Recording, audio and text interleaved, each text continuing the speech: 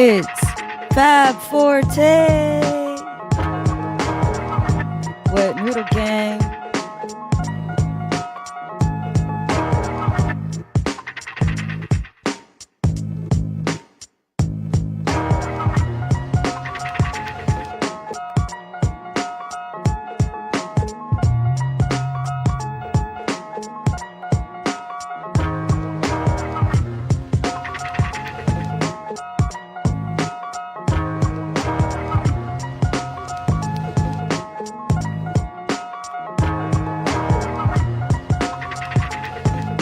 No, you're actually a Forte, Fab.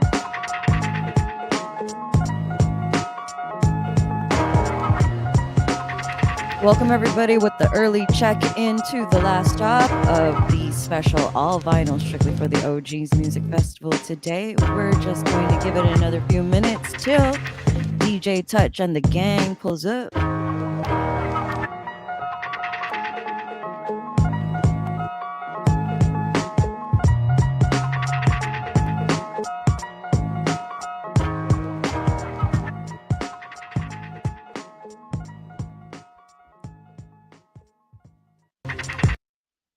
Ooh.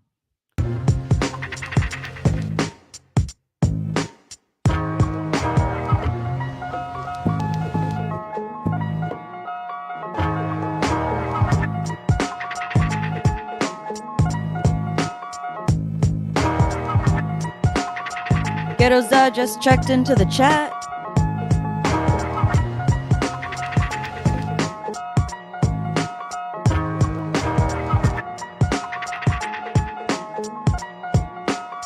DJ Rev Up checked into the chat. What up, Rev Up?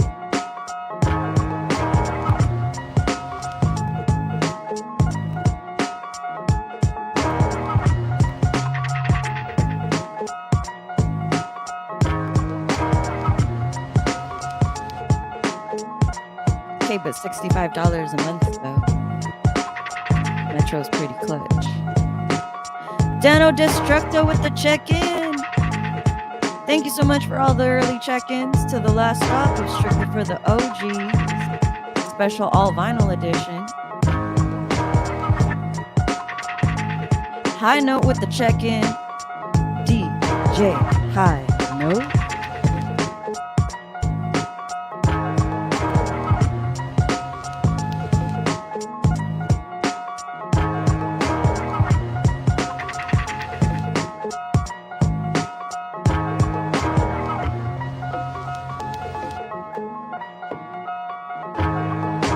Welcome everybody to the last stop of a special all vinyl strictly for the OGs Hip Hop Music Festival. You just got dropped off from the festival shuttle here. Welcome Queued Up Entertainment, the original DJ JU Ice, Nina.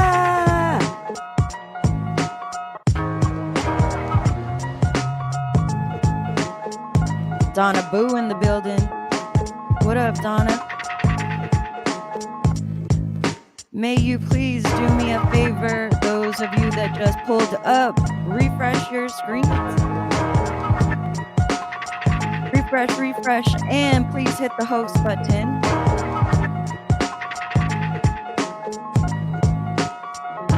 DJ Touch.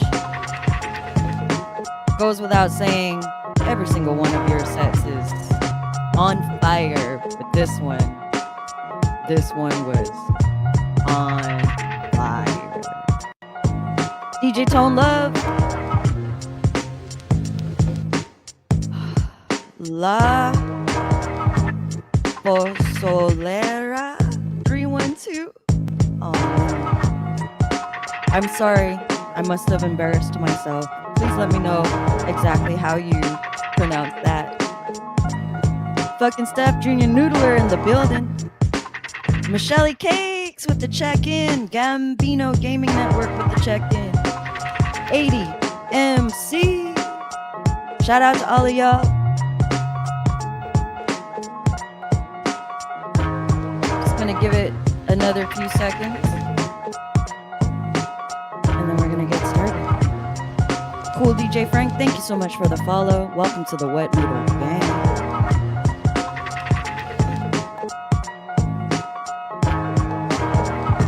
If you haven't refreshed, please refresh. And if you aren't already hosting the stream, please host the stream.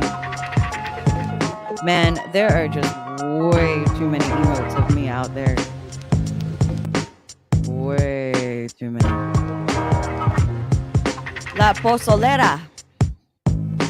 Thank you for the check-in. DJ Mowgli. Welcome to the last stop. Everybody say hi to DJ Mowgli, first time chatter. Alex Remix in the house.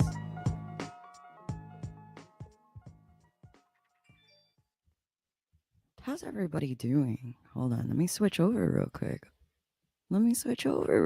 There we go. It was malfunctioning for a second. Welcome to the last stop of Strictly for the OGs, a special all vinyl edition.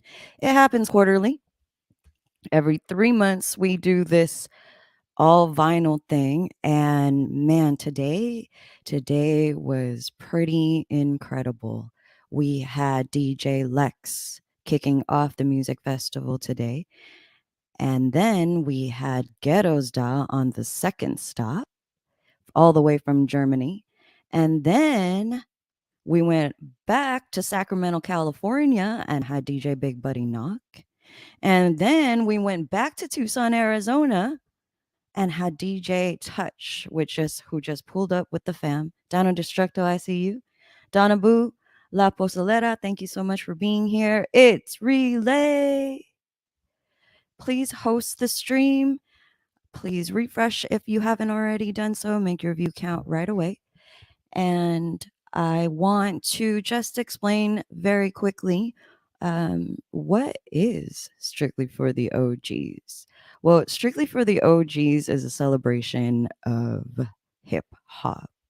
There are so many hip hop raid trains that exist on Twitch, but I feel like we call it a music festival because it's much, much more curated than just a hip hop festival. I mean, than just a hip hop raid train. It's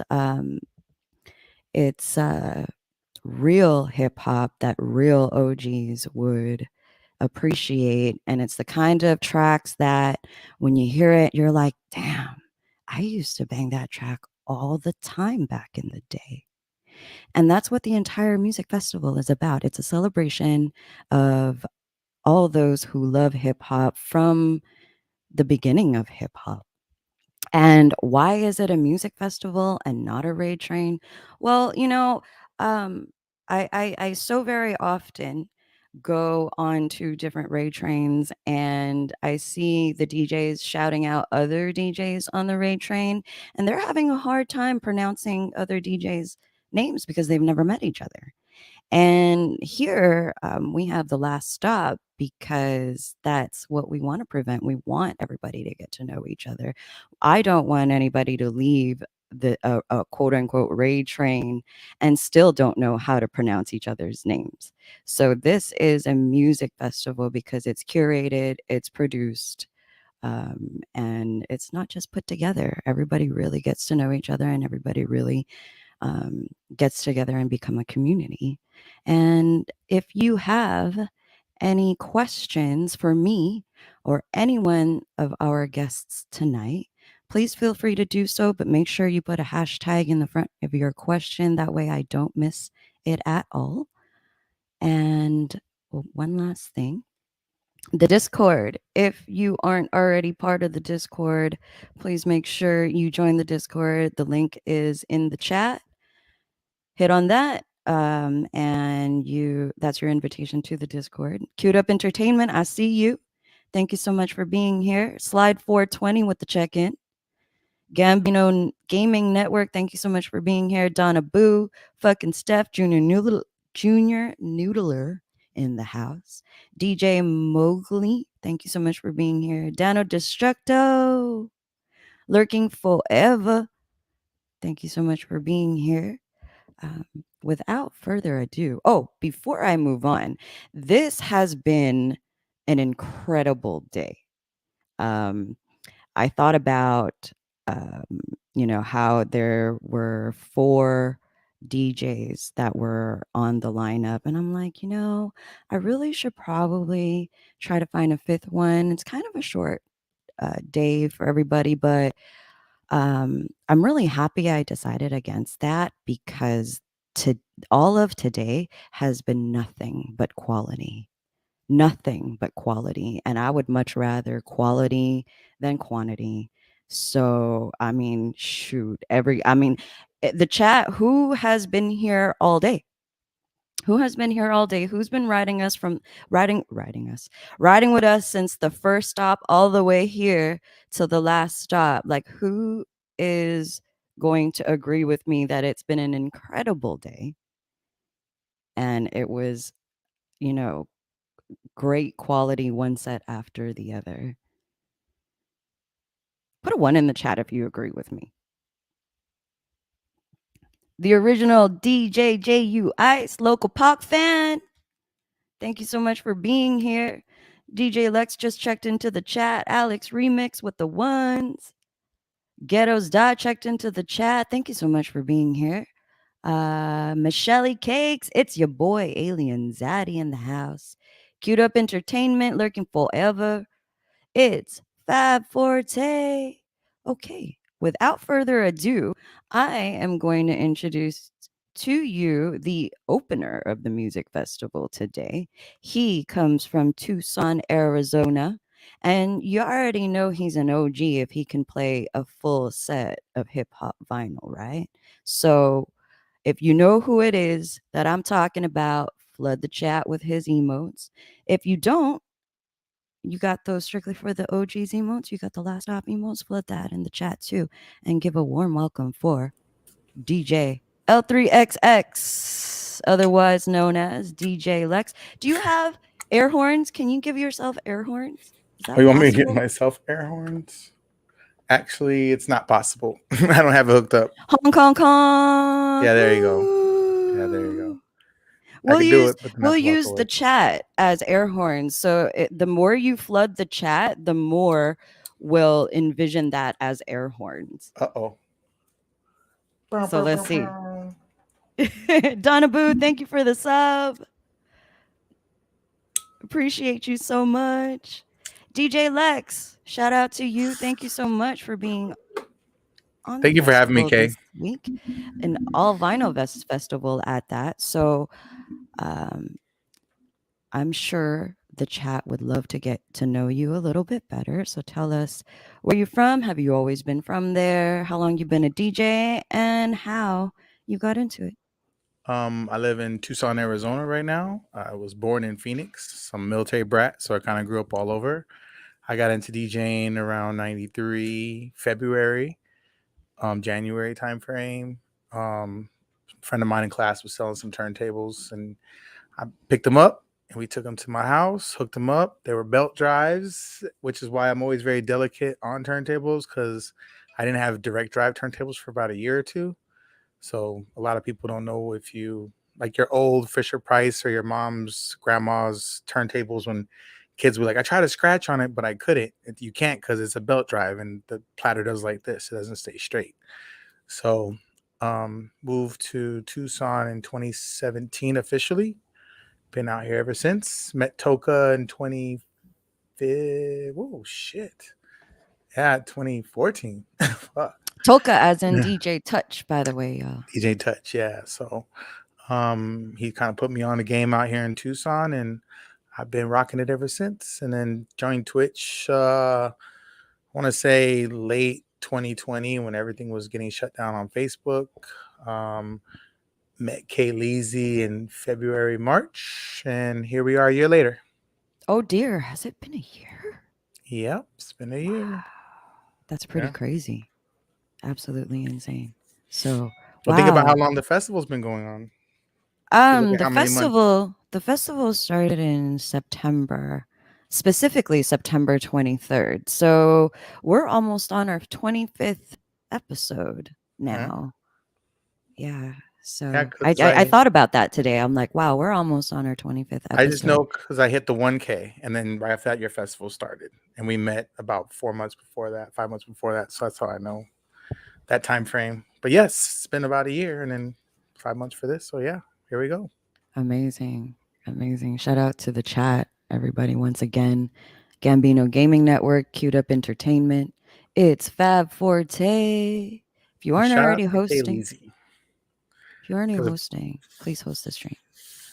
if it wasn't for Kayleezy, I wouldn't have started buying vinyl again. So now I'm buying vinyl again. Oh yeah, you were mentioning that you went out and bought vinyl.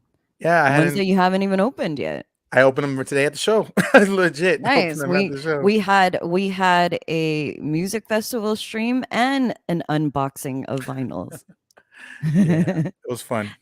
Nice. And so, shout out to the chat. Are we ready to meet our next guest? Y'all put a one in the chat if you are. He comes from Germany. He's taught me all the German I know. So if I say things that are offensive, we can blame it on him. If y'all know who I'm talking about, he is a a DJ that is true to the elements of hip hop. Um, all vinyl, all analog. If y'all knew who I'm talking about, flood his emotes in the chat. If you don't got his emotes, that's okay. You got strictly for the OGs emotes. You got the last stop emotes. Flood that in the chat too. And give a very, very warm welcome to Mr. Ghetto's Da. Burr, burr, Yo, burr. yeah, here we go. Ghettos in the Air house. Hey, horns. Kayleezy, hey, Lex, hey, chat, I can see ya. Wow, so many ghettos in the chat. Ghetto's Yeah, Da. here we go. Welcome Welcome. back, Yeah. sir. Let's have the chat get to know you a little bit better. Let us Mm, know where you are from exactly in Germany and yeah. how long you've been a DJ for and how long you've got into it. I mean, So, looking at your background, step we by know step. you've been a DJ for a very long time. What was the first question? What First part of question. Germany you're Yeah. from? Yeah, I'm from West Germany. That's cool because we are wet noodle gang. It's not West Wet Germany. It's noodle now Germany. wet Germany now. I'm from wet Germany. Nice. Now it's almost 100 kilometers to Cologne or 220 kilometers to Amsterdam. I'm really close to the Netherlands. This is West Germany. Yeah, Deno Destructo. This is Ghetto Jam. Yeah, Ghetto Jam worldwide. I'm normally worldwide represent, but I live in Germany. My parents came from Turkey, so I'm not German at all, but I live as a human. Yeah, I live in Germany, West Germany. Gelsenkirchen, G-Town, that's the town. That's G-Town, we call it G-Town. Yeah, and we are proud of it. Yeah, when I started DJing was the other question, yeah? Steph calls you the German OG noodle. Stephanie? Yeah, I feel like she's in trouble every time you call her that. You, how? Stephanie. Stephanie is okay, huh? Born to West be a Side wet Germany. noodle, yeah. Yeah, wet ADMC's in the side. house. Wet side Germany. It's now changed to the wet side. Yeah, when I really started to DJing, I think it was in the middle of the 90s. Whatever man from Redman, that was the first record I bought. That was 96 or so, I think. But I was collecting records before. Forchheimer, Servusler, schönen guten Morgen nach Deutschland. That was good morning to Germany because we have 20 past 3 a.m. in the morning. It's not Thursday, it's Dang. Friday. Four Yeah. timers out here in the From the, middle of the night supporting. Shout out to you. yeah, Welcome to the last Forchheimer. stop. Forchheimer Boo. The boy. This boy for German Boo. Forchheimer boy. Yeah, I started 96, I think, but collecting records since my childhood because my father had some records, my sister also, and me also when I was a kid. Yeah, Nice. So collecting is since my whole life. 96, if y'all can do the Mm. math for me, that's what? Yeah, over 20. 16. Wait, Oh, where the horse came? can we get the volume to go down a little bit? for the air horns. Sounds good though, but just a little bit lower. Shout out to NS Overtime. Thank you so much for the follow. Welcome to the Wet Noodle family. Let us know where you're tuned in from, chat. NS Overtime, let us know where you're tuned in from.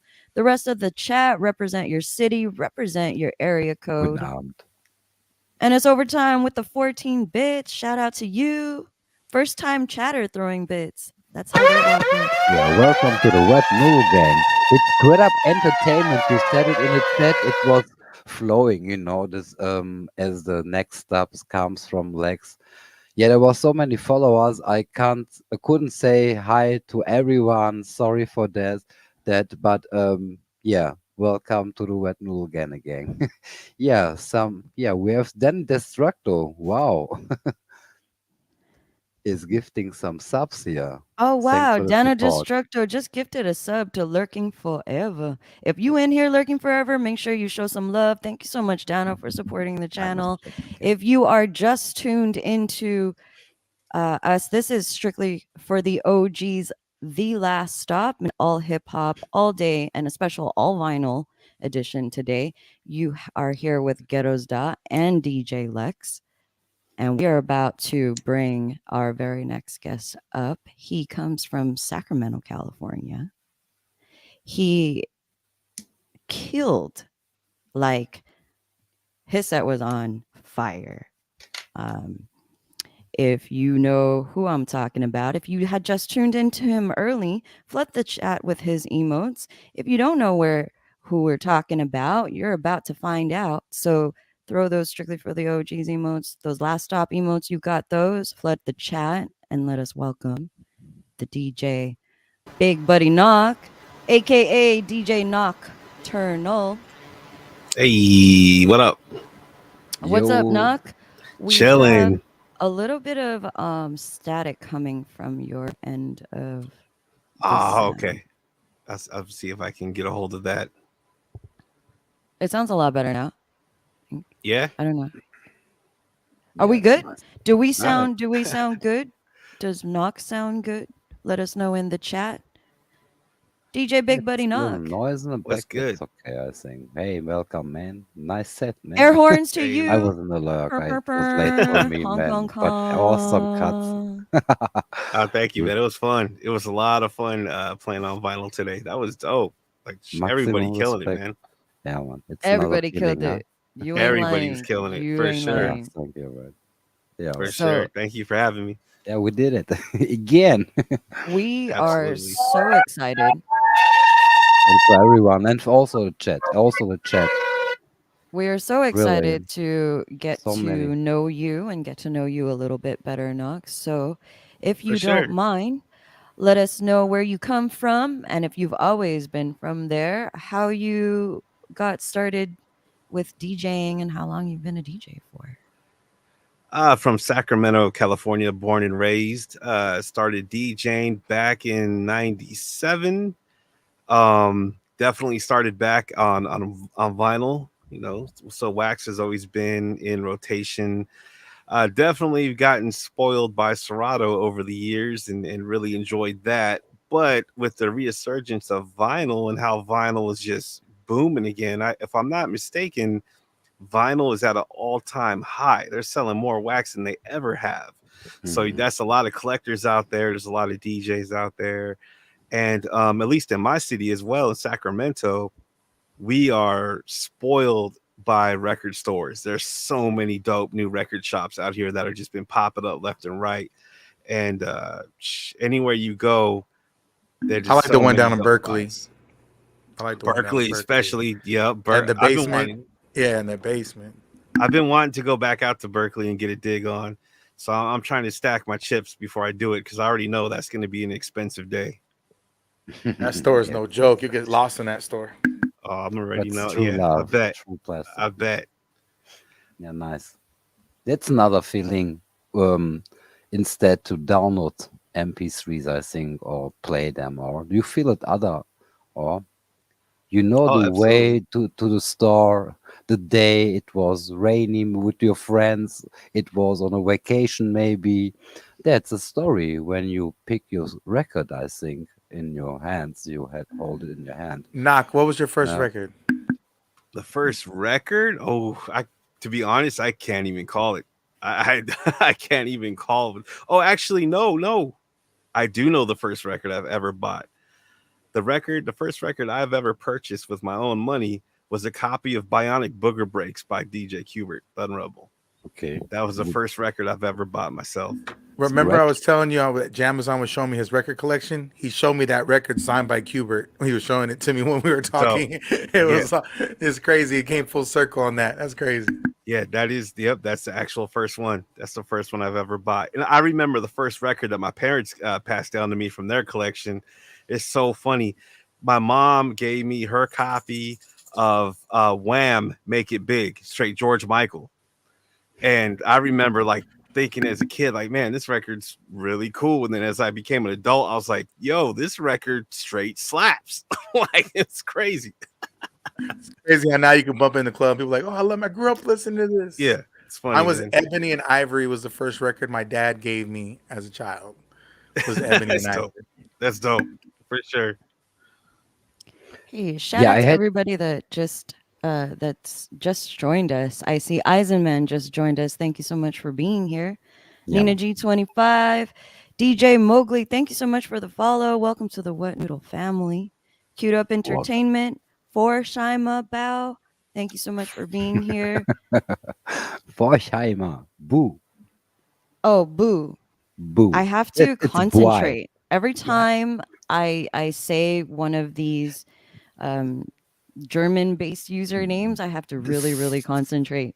This not See German, this Youngs in the building. Bavarian. Not it's boy normal or in Padua. But it That's really Bavarian. tests my pronunciation. Like I have Yeah, to but really take apart the it's word it's a and challenge read it. because it's not German. It's normally boy, but it's Bavarian. That's why it's called boo. And when you say boy in English, but you say in Padua as example, you can say boy. Forchheimer boy, because it's not Forchheimer boy, der Junge, er ist der Bu. That's Bavarian. That's Forsheimer Bu. boy. And that's a Bavarian. That's a slang like Padua, like when you speak Jamaican, you know.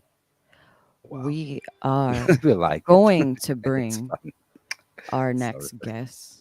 He is no stranger to the Strictly for the OGs Music Festival.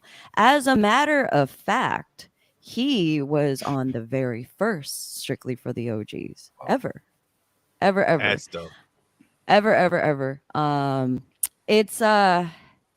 DJ Touch is a busy man, and you know, my persistence has him again, once again on the show. Please flood the chat with his emotes. Coming out of Tucson, Arizona. If you don't have his emotes, that's okay. You got any of the Strictly for the OGs emotes? Flood that in the chat. Got the last stop emotes? Flood that in the chat. And give a very, very warm welcome to the OG himself, Mr. DJ Touch. Mic check. Can Air you hear me? Yup. horn. Welcome, man. Mr. DJ Touch. Can you guys hear me? Yep. We can hear Yep. you. What's up? How we doing? Strictly for the Doing OGs, well. all vinyl. I love it. Yo. Welcome, You're man. you're DJ looking Touch. a little low lighted. Can we get you a little bit more lit some way, somehow? By Honestly, chance? that is all the light I have. And you know what? This Sony camera does like an auto light dimming function. It's actually brighter in here than what it looks like to you guys. But yeah, I have every light on in the room right now. Okay, cool. DJ Touch, thank you so much for being back on the music festival. It's been a pleasure to work with you and have you back. And your set was unbelievable, as everyone in the chat and everyone that has tuned in would agree with me. Thank you so much for being here. Appreciate you. Thank you. Shout to the chat. Shout out to the chat. Big Buddy Knock. Shout to my G's, Big Buddy Knock, Lex, Ghettos, What up? You welcome, mate. Everybody killing it. We got fucking Steph in the house. M Swift LA with the resub. Thank you so much for the resub. I had to read that Welcome. name. Check. I had to, Which one? Funkin' Steph. I could have. Oh. I fucked it up. I fucked it up so bad the first time she came in my chat. I was like, "Fucking Steph." I said, "That's an awesome name." I kept looking. I said, "Oh, I'm not even saying it right." It's still a dope name. It's still a majorly dope name. I just got to remember I'm saying it right. It's fucking Steph, right? Is it not? No, you got it. You got it. Funky, Oh, funky okay. Steph is My also ears are nice. just playing. My ears are just playing tricks on me. That's all. Steph. It's funny Yeah. because DJ High Note keeps saying that he's never cussed a woman Nice. as often as fucking Fair. Steph. DJ Touch, we are dying to get to know you better. So please let us know where you are from, if you've always been from there, how long you've been a DJ for, and how you got into being a DJ. So I am from Charm City, Baltimore City. My parents, grandparents, all of them lived in Baltimore. Some of them migrated up from North Carolina, and some migrated even further north into Jersey. So I got family all on that mid-Atlantic corridor, DMV, Jersey, North Carolina, South Carolina, some even in Florida. I even have an uncle out in Vegas. So East Coast, huh? yes, mainly Yeah. East Coast. And when I was about 8, we moved to Cali. And if you remember from our last interview, I told you about this, Kaylee. My father was in the Navy, but I really wasn't a Navy brat because the only place we went was California. I stayed there till I was about 13, 14. And my parents split up. Me and my mother and my brother moved back to Baltimore, where I stayed until I was about 19. Joined the military and, continued my adult life, my adult education.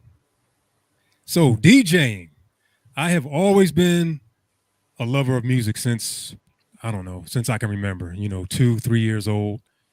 I got a lot of exposure from my parents because my parents were young parents when they had me.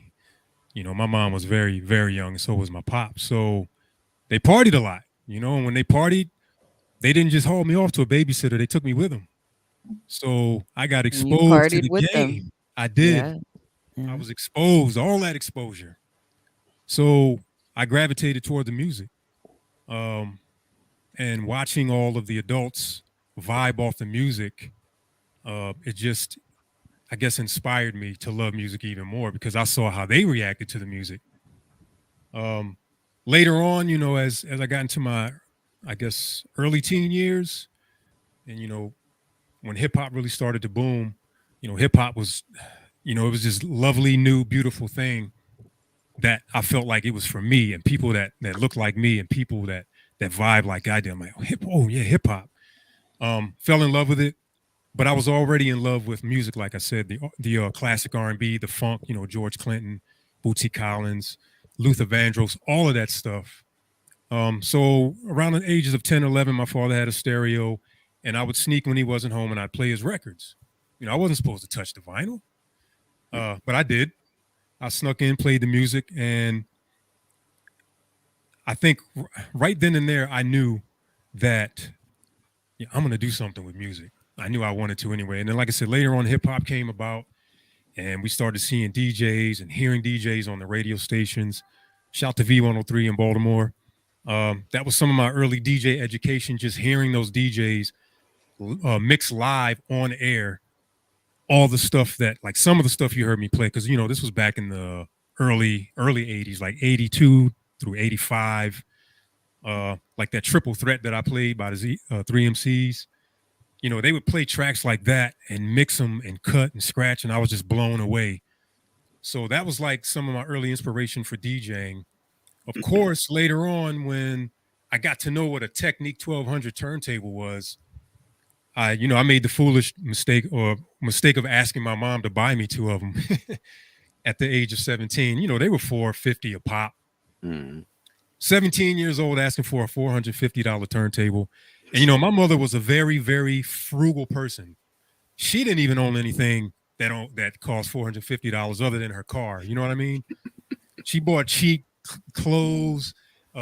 She budgeted. Like, my mother was strict. Yeah, man, expensive I thing. didn't have Nikes. I had Bikies. I'm telling you, I was bummy. But, Here um, we are. shout to moms. I don't know. She might even be listening. She, I said my Welcome. father wasn't in the picture during this time. My parents had split up. So it was just me, my mother, and my brother. And at the time, my mother's new male friend, who they had not gotten married yet, but we were all living together. And I said, as the years went on, I really grew more and more in love with hip hop because, like I said, it was this new thing that everybody my age was just like we were vibing to. So, yes, when you call me an OG, I'm proud of it. I'm so glad that Hell yeah. I was glad I was born in the era I was born in because I was there before hip hop started. I was vibing. I was old enough to know what it was before it became very, very commercial. So when it was grassroots, when it was boom bap, the real boom bap, I loved it. Like that was me. And it wasn't until I joined the military that I was able to afford to get my own DJ equipment and actually start to DJ and practice. And I got a lot of that grooming, Gettosda, in Germany. I was stationed in Germany for 3 years. My first assignment in the Air Force, Where, in which city? 88 to 91. And I was in Saarland. I was in Zweibrücken. Sauerland. Yeah, it's not far from. Sauerland is not far from here. It's only 40, 50 kilometers. I'm in Ruhrport, Gelsenkirchen, Dortmund. Maybe you had heard it. Big city. Yeah. Cologne is 100 kilometers, and you was 150 maybe from Sauerland. Yeah, yeah. Wow. Yep. Yeah, So I nice. was at, Next time I you was are at Zweibrücken. okay. It's nice. Yeah. Saarbrücken. No, Zweibrücken. 2 bridges. Zweibrücken. Okay, 2 Yes. bridges. Yeah, I see. It was a small. Nice. It used to be a Canadian base. Cool. And then it converted to American base. I think sometime after World War II, maybe during the Korean War. So it was an old, raggedy, shitty base. We had shitty dorms. It was old, but the And you hate camaraderie on hip-hop? that base was amazing because you knew everybody there because the base was so tiny. If there was a new face on that base, you knew it. You're like, who the fuck is that? Anyway, so I got my equipment and I just started practicing. And one of the guys. What year was this, Touch? 88 when I didn't start actually getting my stuff until that's 89, really 90. But Really 88 early. is when I met some other DJs that were already in the game. Shout to Calvin Mack. He lives in Maryland. He's from Jersey. Anyway, we were at not a park, but a base picnic. And I didn't know anybody. I've been on the base maybe a week. And he came up to me and he spoke. He just introduced himself. We started talking. And I told him, I said, hey, man, like, do you know where I can get some turntables? Because I'm interested in learning how to DJ. And he was like, yo, I got the turntables you're looking for in my room. I DJ. I was like, what? Like, what were the odds? And we went straight to his room. And the rest is history. Like, I would keep him up at night because I didn't have my own equipment at the time. I would keep him and his roommate up till 2 a.m. And I'd be in there cutting and mixing and scratching until I got my own stuff. And then later on, I set my own equipment up in my room and just continued to practice and be a student of the game. And because we didn't have, internet, we didn't have Google, we didn't have YouTube. I didn't even have VHS cassettes back then. So I learned by ear listening to cassette tapes. Awesome. Grandmaster Flash, play it back, try to do it. Jam Master J, another early influence for me, same thing. Play it. If I stop you with sugar, imagine we are in Germany at the beginning of 90s. We had only 1 or 2 streaming in TV with American hip hop. It was only 1 or 2 hours in the week. You are living in the US, in the United States. It was only 2 hours in a week, so we could catch hip hop, or on the street from friends. Oh, what's this guy? What's this album? Yeah, that was hard. That was struggle. Oh, there was a mixtape. It was the Tony Touch area mixtapes, the 50s. I remember. Wow, it was when you had a mixtape in the hand, and that was learning from the mixtapes. And yeah, you say it, DJ Touch. Sorry, I don't want to stop you, but you say it. It Yeah, was yeah, hard yeah, to earn this shit, and absolutely. It was hard it from was here. much harder for us to learn back then, especially me being overseas, because even Yeah, being overseas, I didn't have access to the resources that the guys in the States did, and I wasn't exposed to hip hop in Germany like I would have been in the States. Does that make sense? yeah. Because hip hop was still brand new. So I Worldwide. learned I learned by And listening, and then every once in a while somebody would send a VHS tape over, and I remember they sent a VHS tape of a high school prom that Jazzy Jeff and Fresh Prince did live, and you can Google this same video, but back then it was on a VHS, and I watched it, and I remember learning how to transform Scratch, I put it on a and I was Discord, using the line maybe. switch. And when I saw Jeff doing it with the crossfader, I know I'm getting geeky right now for my DJs, but I'm like, oh, he's doing that shit with the crossfader. So that's how I learned. I had to listen, but when I saw that video, it just opened up my eyes even more. And again, I just kept being a student of the game, uh, and until here we are now. And if you heard in my stream, I told you I was about to give up DJing back in '97 when I was in Korea. I was still in the military. I was in Korea for a year. But I went home on my mid-tour leave, and I went to a record store and just listening to the music, because in the record stores at home they had 1,200 sitting out. You could play the records before you bought them. And I bought all this music and took it back to Korea. And like I said in the chat, I took it to the DJ who was the resident DJ at the club. I said, "Hey man, I bought all this new music back. Please, can you play it tonight?" He's like, "Cool." So he went Wow. and he's going through the music. This is early in the night, and he brought all the music back. He said, "Hey man, I'm not familiar with all this music." I'm like, "Well, you're not familiar with any new music you buy. That's why you go and listen to it." So What you he do said, "Why for don't you go music? play it?" Right? He said, "Why don't you go play it?" This was early in Yeah. the night, like I said, before anybody came in. So I went in. I hadn't been on the turntables in like 7 months. I hadn't touched them. And I went and I got on, and it was like riding a bike. And it came back, Yeah. and I just started blazing those tracks. And Yeah. the club manager came up and like, "Why the fuck are you not DJing in my club?" And the rest is Nice history. decision. Nice. And Touch, was that that Tony? and that Wow. was the day that Nice DJ decision. Touch, the DJ Touch, was Nice. born Touch, was that Tony DJing that In night Korea, huh? in Korea? in Um, Korea. What a love mm, of music. no, I don't think so. I can't remember the guy's name. I remember that he's tall, dark skinned. He PCS maybe Yeah. 2 weeks after that.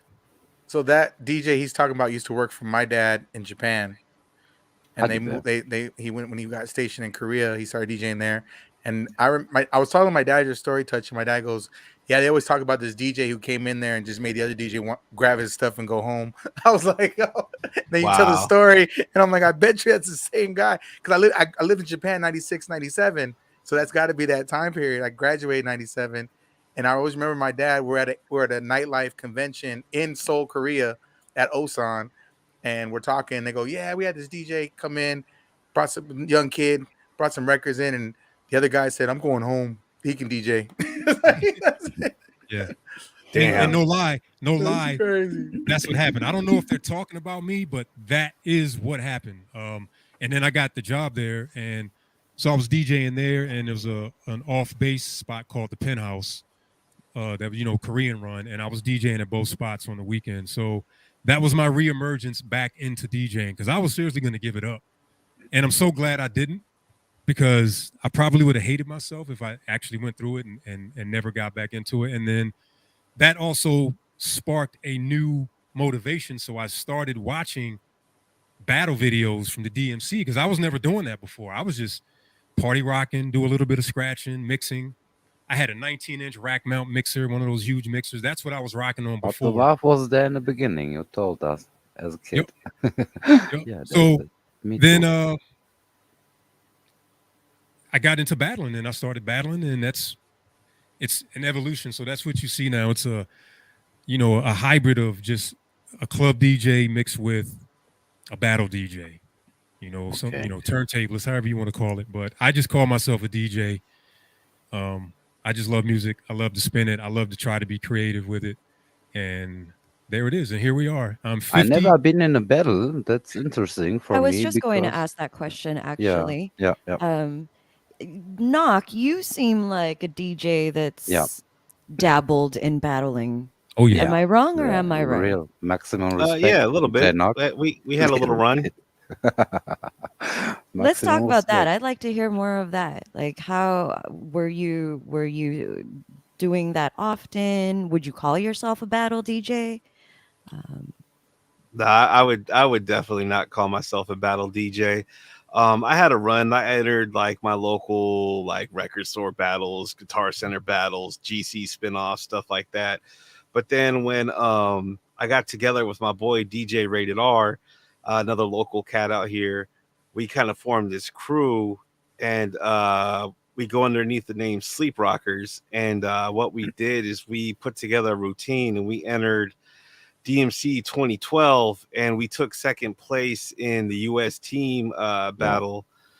And that was really as far as we pushed it as far as the battle scene goes. So I mean, we've always like dabbled in like scratching and juggling and doing technical stuff like that.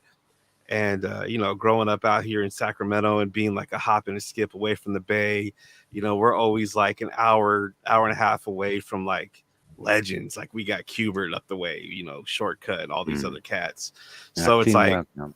Yeah. when you come out here, like scratching is just what you do. Like everybody wants to be like, oh, that's dope, you DJ. And the next question is, you cut? So it's just like, yeah, okay. yeah. So You yeah, sound we like had a DJ run. Cube. That's how Yeah. Cube told me first time. He goes, "Do you cut, Lex?" I was like, "Really?" Everybody, that's always the question. So yeah, we did it in 2012. The video is actually on YouTube. Ooh. Frozen. Ruh-roh. Shout out in the meantime, as he's frozen. It gives me the opportunity to shout out the chat, Queued Up Entertainment. What up? The original DJ JU Ice. Shout to JU Ice. Peace. IQ. That's a hella long username.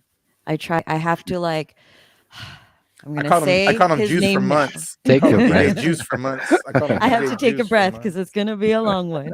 Yeah. Try rating him. Oh man. Type all that in. We are The rating the underscores Avenger. though. You miss one underscore, you go into the abyss of Twitch. You ripped your underscores now, no? It's KBC now. Yeah, big time. DJ Kobe with the check-in. Rossi Posse in the house. What up, Kobe? Dano Destructo, I see you. J-Rock's in the building. J-Rock in the Shout house. out to you. Hey, Ghetto, I like your little It's doggy. My 4, doggy, yeah, man, it's my 10. doggy. It's new. It's not new but on the screen. It's new. Fucking steps in Hey. the house. Kelly Camille with the check-in. Thank you so much for being Give here. me 1 If minute. you are just tuned in, you are here for the last stop of a very special all vinyl, strictly for the OGs music festival, the only music festival on Twitch. We have hip hop geniuses here with us today. DJ Touch on the top left corner, all the way from Tucson, Arizona. We got Ghetto's Da from West Germany. He's off to get a coffee. We got DJ Lex on the top right here. And we're going to bring DJ Big Buddy Knockback coming out of Hey. Sacramento, California. Shout out to everybody that is here. Thank you so much for being tuned in. DJ Big Buddy Knock was talking about, before he was frozen like Elsa. His DM, the YouTube link. You're about to tell us about the Yes. YouTube link. Yeah, the video for that battle is on YouTube. So if you search Sleep Rockers DMC, it'll pop up. So you can watch the full blown routine up on YouTube if you want to check that out. What was crazy about that is a couple of things were different that year. That was the first year I believe they introduced Serato into the DMC, so you can use Serato to battle with, and then also we got the approval to use an MPC a live NPC for the battle. So there's a crewmate of mine, one of our members. It goes by Jesus Get Loose. He's doing like full blown NPC flips, and he's even scratching with the NPC, which is wild. And so they allowed us to use that in the team routine. So we definitely pushed like the boundaries of what you can do in the DMC. So we kind of take pride in that. Like we are one of the crews that like kind of switched up the game, and then they started allowing like different tools and things in the DMC battle after that. So it was fun, man. We battled Battlestar, I believe. So they ended up taking it home. They had a really dope routine, really clean, very musical. Our routine was just wild as shit. Like, just like, fuck you. I don't care. We're here to fucking take names and make a statement. But it was a lot of fun. I'm not sure if I would go down that road again and battle, but I don't know. You never know. I kind of feel like the battle stuff is like I'm past it. Like I don't really have anything to prove. It's a lot of fun. I love it. But what was the link I again? think Sleep Rockers? Yeah, Sleep Rockers. Just go to YouTube and search Sleep Rockers DMC. I did that. Yeah, man. I will check it out. It's interesting. It's nice. But when you mix the MPC with turntablism, that's interesting for sure. But sometimes you wanna only be on the decks, I see, or only turntablism is a nice thing. You mustn't be the over expert. It's only vibes, and you kick it Yeah. today, man. You kick it today, man. There were some cut sessions on your set. Thanks, Also, man. DJ Touch. Also, I wasn't alert. I'm honestly to you, but I was listening in the back, and DJ Lex setup also. That was a really old school setup. He. It was not your setup today. You told us, Lex. I was in DJ Jamazon studio. Yes. Okay, it was new for you. Okay, but you kick it. You kick it, man. Nice, Thank you, nice. Ghetto. Thank you. You too, sir. Yeah, No. absolutely. Yeah. No. Yeah. Especially when you And- get into that ghetto. Yeah, it's Absolutely. in every song. I can't change it, but I didn't. Yeah, it's where I'm from, and it's my name. It's not founded from myself. Shout It's out to me. everybody that's in the chat right now. Nice. Nice to see you. Tease Nuts, thank you so much for joining us. Why are you laughing? It's a great name. I love everybody's names up on It here. was so funny. Shout out Everybody to is- Tease Nuts. Good luck. Donna Boo 86. Dano Destructo. I see you, DJ Kobe, the original DJ JU Ice. I think I saw DJ Vet in here earlier. Dope. Shout out to you. Thank you so much for checking in. If you are just joining us, welcome or welcome back to the last stop of a very special all vinyl, strictly for the OGs music festival on Twitch, the only music festival on Twitch, and it's hip hop all day. And we've got some real OGs here tonight. I have a question. Yes. Kay, what made you fall in love with hip hop? Oh, put a pin in that. Let me finish my thought because I can't do two things at once. We are here with real OGs because I have spent. I make sure I do this quarterly so that I have 3 months to find real quality DJs that have vinyl, and secondly have enough hip hop vinyl to play a set. All throughout Twitch, and you think that it'd be an easy task, but it's not. It's not. I mean, alongside real life and all the other things that we have going on Twitch, it's been a difficult task. I would reach out and I would hear in response, yeah, I don't really know where anything is. It's dusty. It's in storage. So, a vinyl is truly a thing of the past for some.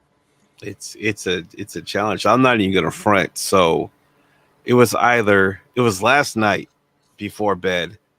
I get the email from Kayleezy putting me up on game. And I was already like, my studio was in pieces. I was going through some personal stuff. And I'm like, oh shit, that's tomorrow. And I'm like, what time do I play? And I look at the flyer. Oh, damn, I'm on a 3. And I had all kinds of stuff to do today. Literally 40 minutes before my set, I'm pulling wax. I'm just pulling wax, throwing stuff in the crate, throwing stuff that I thought would work for today. And luckily, because I play vinyl pretty regularly, even I got a couple of IRL residencies out here where we play wax. So it's not like I didn't know where anything was at. It was just like, what am I going to play? So I'm just pulling records. I'm listening to what everybody else was doing. Like, okay, dope. And then I remember I bought a bunch of 45s like 2 weeks ago. I was like, okay, let me play some of these 45s. And I literally threw it together like 40 minutes before we went live. And then I was like, damn, wait a minute. Didn't what's the thing everyone uses? The streaming thing? The OBS. I was like, didn't OBS put out a notice saying OBS doesn't work for everyone anymore? I was like, damn, does this shit work? So I'm pulling all this stuff together. And I'm not even gonna front. I had that moment like, damn, I really wish I could play Serato right now. But then we made it happen. We found that groove. We caught the vibe and made it happen. But I kind of get it when cats are like, oh, I'm not ready, or my wax is all over the place, or blah, blah, blah. Because the biggest thing is knowing your music. And if you don't know your music, it's gonna show.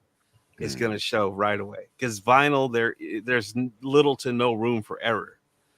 And so luckily I had wax that was archived and stuff I already knew, but it was about making the proper selections and being confident in my selections as well, and sticking to the format too, because I also had a lot of funk and soul in my crates. Right. And I was like, nah, we ain't doing that today. This is strictly for the OGs. This hip hop festival. 90 minutes. Mixed flavor. I don't get a lot of I don't buy a lot of vinyl. So like I told Kay, every time we've done one of these, I've bought like 10 pieces. And I'm like, I'm gonna play these. I'm gonna play these on the show. Like, never played them before, but I'm gonna play them today. Because that's kind of how it was back in the day when you had a gig and you got to that gig and you showed up with like 10 pieces of new vinyl that you knew were bangers, but you've never even touched them. And you're like, I got to figure out how to get this into my set. Never at this point, I don't know the BPM really range. It works, and the newest thing is, dude, that's what I love about wax is the fact that every record you throw on those turntables is a record that you handpicked and that you chose and that you found and you spent money on.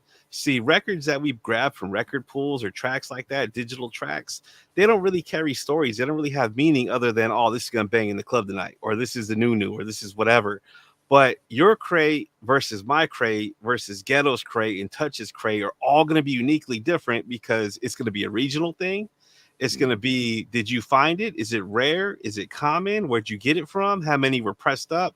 And you chose to spend money on that record. So that record is going to mean something to you. It's not just something that you grabbed off of a stack of wax somewhere or doesn't mean anything. It's so vinyl. The thing about vinyl DJs is it shows personality and it shows your taste because everybody's set is going to sound a little bit different. But when you play Serato, and no shade to nobody, but a lot of DJs start sounding the same because they're all pulling from the same record crates. They're all playing the same tracks and they're all just, there's not really any selection being made. It's like, oh, this is Beatport's top 100. Let me get all that. This is BPM Supreme's top 10 of the week. Let me grab that too. The next thing you know, you sound like the next man. Which is why I don't understand on Twitch why DJs don't expand. Like, you're not in a box on Twitch. You can play out of your box.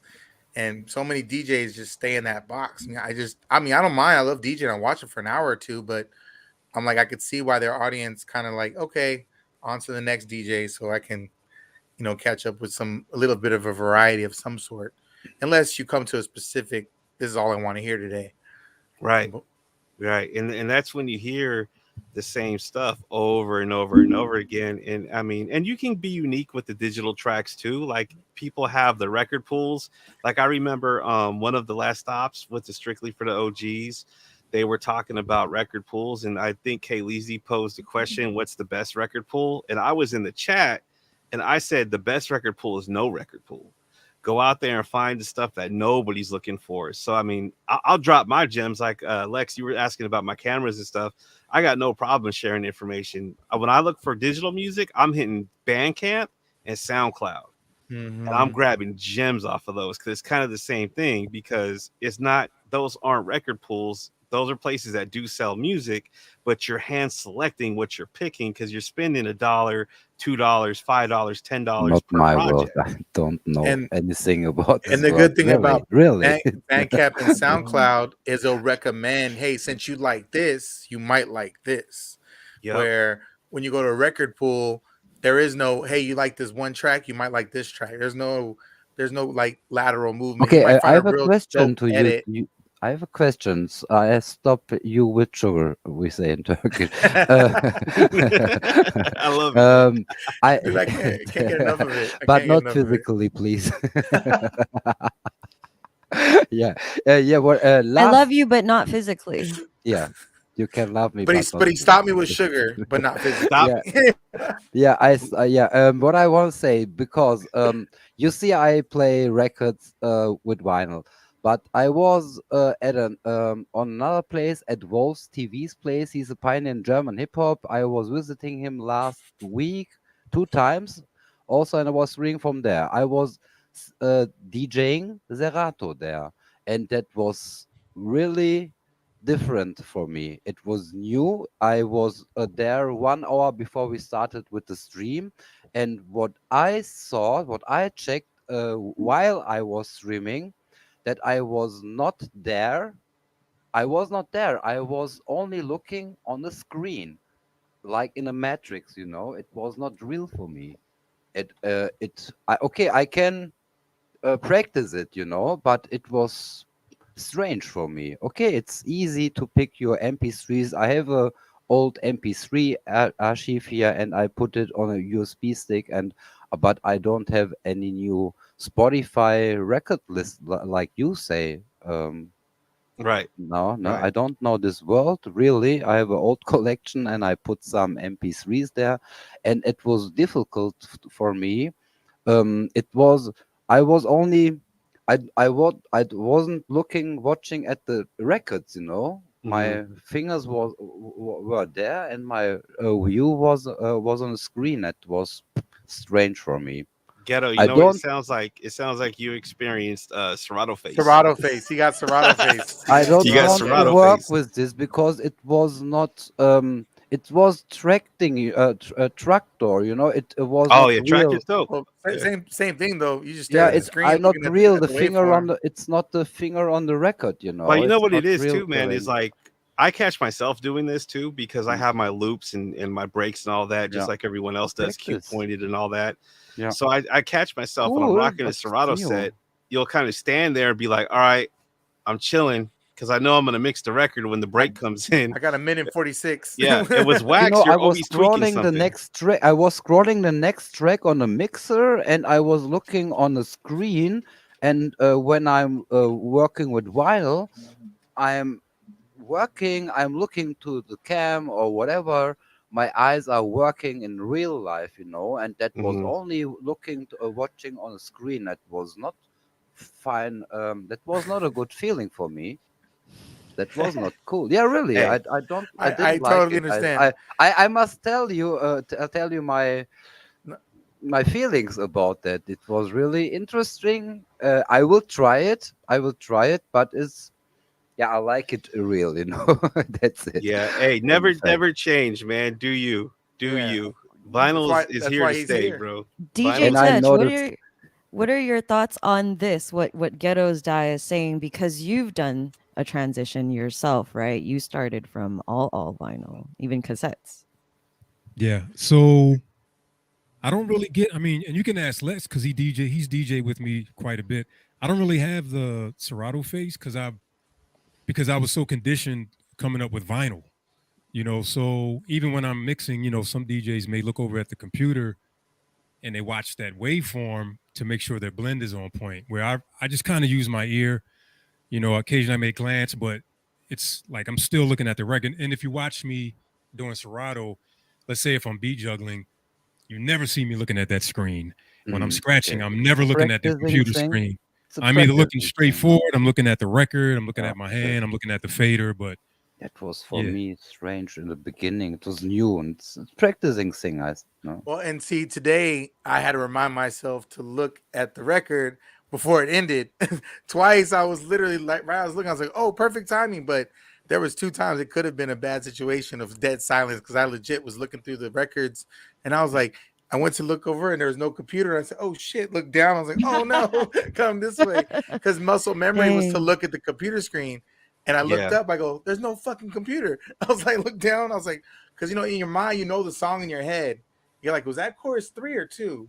I think that was 3. Oh shit, he got like 4 bars and he's done. And I look Yep. down, I'm like, and then when you buy new vinyls like I did today, they were some of were clear and some were yellow. The groove points Ooh. were different. Like and I was like, so I'm thinking it's track 3 and it's track 2 and or I'm on an interlude or some shit. And then I'm listening to my headphones and I'm like, okay, it should come in after that. And then some other song comes in. I'm like, what the? And I look and I'm like, oh, it's the thicker one. Let me go over here now and find that. Yeah, it was a whole process today. I love hate colored wax. Love Yeah. hate so colored wax. Hey, so check it out real quick. before we move on, we want to know for the rest of us in the chat, what are grooves and what does counting grooves mean Touch, for the take rest that. of our Take chat? that, Touch. You were gonna Yeah, say something touch. anyway, so you take it. Groove. So your vinyl, when you look closely at your vinyl, the vinyl has grooves in it.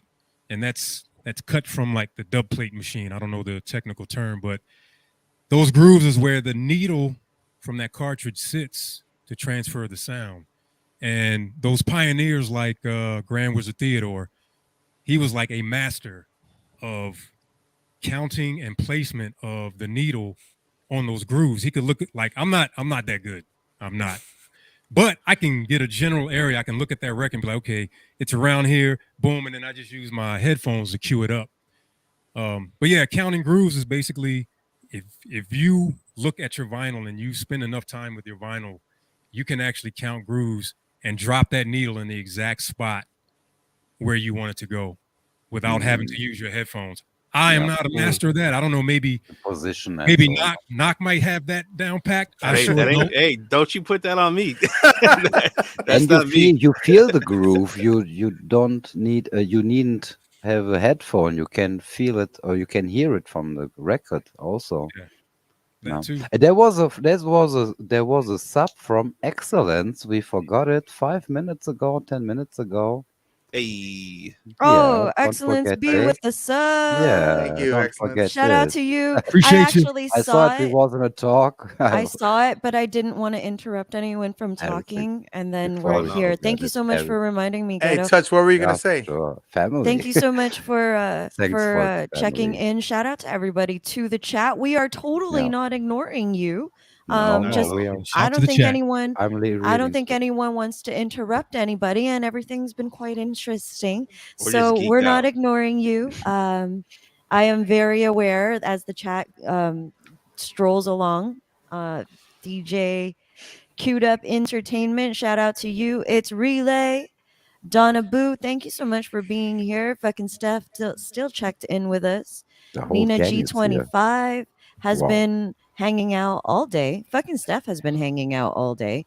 Me J Rock's in too. the house for Shima Boo. For Shamabu. Yeah, not bad. Ah, it's a B.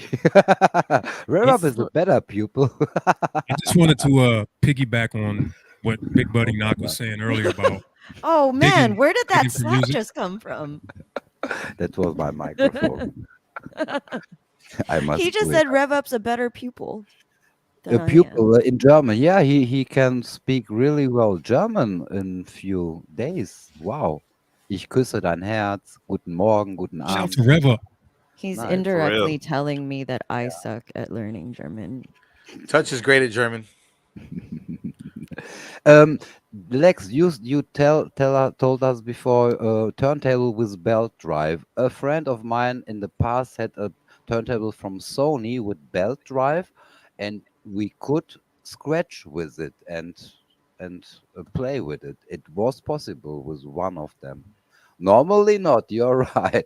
But there are some you can, but it's not like a direct I right. hear that. But there was one Sony, I remember. There was a friend, he had different two turntables, and that's also a challenge. Or it was in the beginning of DJing. We had different turntables, not the same, not the. That was also, yeah, to the belt drive. I wanted to say something. No problem. I think Touch was gonna say something. Get to go ahead, Touch. Sorry. Oh yeah, I wanted to piggyback on what Knock was saying earlier about like digging for music and picking your own vinyl. Um, you know, those of us who did that, you would go to a record store and it'd be like a time sink. I mean, you'd spend, I know I would, hours in a record store pulling out vinyl, listening to it, putting it to the side, going to find and just digging through those stacks. And like he said, it's more intimate because you're picking out gems that you feel you love or you feel might rock the party, either way. But you could spend hours in a record store. I don't know if you guys, did the same thing, but yeah, it'd be a whole lot of time spent in that record store digging for music. Yeah, that's right. Oh yeah, absolutely. I still do that, man. Like, man, I was hitting the record store hard like for the last 3 months or so, and I was dropping like 2 bills a week on wax, and this was like probably like 2 3 months ago, and then I kind of slowed down when like the venues and stuff started slowing down, but I'm slowly getting back into it. By the way, I hope my wife didn't hear that. Wife, hey, that's not true. I'm just lying. I'm just showing out for the stream. I don't spend that much money. um, but yeah, no, I still spend a lot of time in record stores, and I'm a big fan of Wax and Serato. I'm a big fan of like DJing. Period. I always tell people if you want to be a dope DJ, you got to be dope on everything. Be dope on CDJs, controllers, vinyl, Serato, Tractor, Wax. Be dope on all of it because you never know what you're going to get approached with. And But a I'm still a collection is big a collection. I'm a still big fan of digging, and so I would say like yeah, even I think is super useful for cats that maybe aren't really into it as much. It's like, hey, give it a chance, go out to a record store, see what you find, because not everything exists in the matrix. Not everything exists on digital platforms. So you're Yeah. gonna find these gems that are gonna rock hard, and people are like, yo, where'd you get that? It's like, yeah, I pulled it from Wax. Like that's just what it is, man. So I think DJ Shadow has a really good quote, and I'm gonna paraphrase it. But he said, I think in the movie Scratch, he said something in the line along the lines of digging for vinyl will not make a bad DJ good, but it'll make a good DJ great. It's something along those lines. And I think it's absolutely true. Like that's what it is, man. It'll just take you to that next level. And in working with cats that are like more strictly digital cats that they don't want to get off Serato, and they kind of like stick their nose up at vinyl, like, oh, I don't got room for that. I'm not buying records. Records are whack. Like we're on Serato now. We're on CDJs now. I'm like, yo, you are kind of doing yourself a injustice. Like you don't know what you're missing out on because you can be pulling so much dope stuff. And even currently, like it's not even just pulling like the old stuff or the old gems. There's so many dope tracks currently being pressed up on wax that exist out there. Like I played a couple of remixes and wild stuff today on my set on 45. That stuff only got pressed on 45. And the Mm. fact that you can grab it on wax is insane. Like that's just crazy that it exists. So it doesn't always got to be old stuff from back in the day. You could find current like dope remixes and flips on vinyl as well. Well, I know like there's a guy here in Tucson. Touch knows him, DJ Fenn. He actually presses wax. So like That's dope. you can send Okay. him your edit. Facts. You can send him your edit, and it's like $20-$30, and you can have your own wax copy of it. 20 Only $30. Yeah, how Wow. many copies minimum? Only I don't once or no, but I know guys have bought one, like, but that's what it costs. It's like for one. If you do more, it's always cheaper. You already know. If you buy yeah, more, it's always cheaper. only some copies, I think. That's super dope. Yeah. Yeah, Yeah, that's really cool. he does control Do you vinyls too know what now. I'm wondering? The old records today they keep their quality in sound. That's really crazy. Technology is going on, and some records are so old and their sound sounding better as any digital. That's another thing because when you make music, when you work with waveforms, digital is not full frequency. No, it's Isn't it? compressed. Yeah. It's No, compressed. Didn't yeah, they say that wax and is and the and and closest thing to the tape? yeah, yeah, Yep. and that's crazy that they founded a thing like that, and we are living it today. That's really wow, I Yeah, my think. dad said the best thing he ever heard in his life was an acid print, like the very first one they do. They get like Mm, 10 spins and it's dead. And Hmm. he was working at Club Cheetah, and this guy goes, "I want you to play this." Well, some disco record, whatever. He said nothing crazy, but he said it had never been played. He put it on there, and he said literally the sound quality and everything. He had to turn everything down, but he said it was like he felt like he was in a studio. That was Dude, how. it's a whole science. Like depending on, like you mm. said, the cut of the record, depending on how they pressed it, what kind of needles you're using. Needles I are a big can't one. understand Like till it's now crazy. how there's music on plastic, Yeah. but it is possible. Wow, here we go for DJs, I and just learned that's something okay, about Lizzie. the S11. I learned my buddy told me this today actually. He said there's a setting in the Pioneer S11 where you can adjust the phono preamp. And I was noticing that, like, yeah, when I'm playing wax, as good as the S11 sounds, sometimes I gotta crank the gain on the wax hella high. And he said, dude, he's like, you can literally go into the settings and change the preamp Because yeah, you got of to that go. mixer. And that's where I fucked up today. Now I know why it Mm. was the issue. It was because I I didn't kept know you could telling do that. I literally learned that today. I had no idea you can do that. I was like, you know that's I you crazy. know what I learned today that I didn't know was the tap. I was watching you tap on your echo, so you weren't getting Oh like the yeah, yeah, the double, tap. triple echo. So you were getting the BPM echo. Right. And then I was like, that's also a good trick on how to find the BPM real quick if you don't know the BPM. I was like, God damn it. I was like, Oh, dude, I all do right. that all Comment day. trick. Like I did that a few times today, where I thought a record was a certain BPM. I was like, wait a minute, let me let me make sure. And I was like, oh nope, sure enough, it wasn't. It's off. It's not what I Yeah. thought it was. Yeah. I was like, God damn it. I was like, all right. Put that in the mental note for next time. Yeah, I love the tap BPM. Twitch is our radio. Thank you for the check in. If it is your first time here, welcome. Let us know where you're tuned in from. This is the last stop of a very special all vinyl edition of Strictly for the OGs, the only hip hop music festival on Twitch. Just want to shout out everybody that's in the chat right now. DJ Vet, shout out to you. J Rock 421. It's Fab Forte. Shout out to you. The original DJ JU Ice. It's your boy Alien Zaddy. I see you lurking forever. Thank you so much for being here. You are here with DJs Touch from Tucson, Arizona. DJ Lex, also from Tucson, Arizona.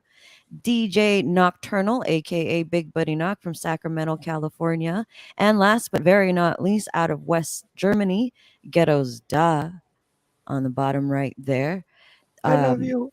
and I myself, I'm Kay Leezy, and I'm broadcasted out of Southern California. Um, and we are here with DJs that threw down an all vinyl set. This was an all vinyl edition. So you already know when DJs can put together an all hip hop, all vinyl set, you already know they're OGs for sure. No question about it. And Ghettos Da is holding up the Yeah. cover for the instrumental Oh, that sorry. was being played throughout the day This guys today. make this music, not the Yo, lady in the did you play front. that? I mean, that's Yeah, yeah, probably a silly question, but you played that today, right? yeah. This was a transition track Right, today. right. Yeah, dude, that is dope. I feel like an idiot 'cause I own that same record and I didn't put two and two together. Yeah, man. Yeah, this is the record, the Game Records Yeah, label. yeah, yeah. Yeah, Game was a and great label. I and love the the stuff they put out. covers are always for adults only. Yeah, I like the covers. And yeah, 3 tracks are on it, 3 instrumentals, Federal Reserve Notes, G Sums with featuring Mr. Reg, and Good for Your Club, the transition track for today. Yeah, Yeah, I good for your chose club. this for this session today, and Kaylee Z said the okay for this.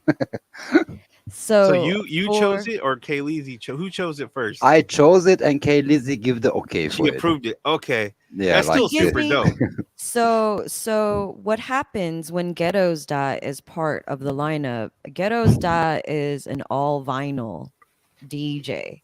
So I always let him choose the instrumental, and then I'll find it on YouTube. He'll give me options. He'll be like, "Hey, you want A, B, or C?"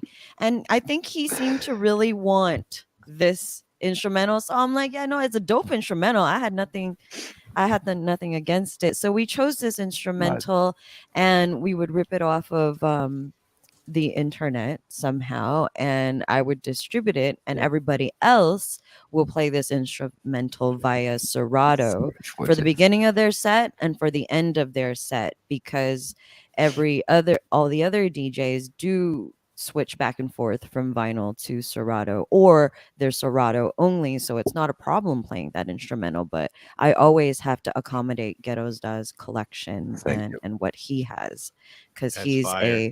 once again an all analog DJ, like nothing but vinyl. So if Ghetto's face is unfamiliar to you, it's because you haven't followed him. Make sure you hit that follow button on Ghetto's Da.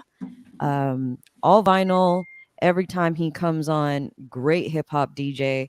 If you haven't hit the follow button on DJ Big Buddy Knock, he comes out of Sacramento, California. Dope ass DJs. I always catch him spinning vinyl every now and again. You have your Saturday selections, That's and right. Yeah. Yeah. that's also all vinyl, correct? We Or were am doing I that for a mistaken? while. Yeah, no, we were doing it for a while. It started off as like whatever you wanted it to be, and then just everybody was like, let's just make this all vinyl. So it's just it took a life of its own for sure. Dope, dope. Twitch is our radio. Thank you so much for being here, and thank you for the follow. Welcome to the Wet Noodle family. Nina G25, ADMC, Donna Boo, I see you. Yo, AB. DJ Touch on the top left here, coming out of Tucson, Arizona.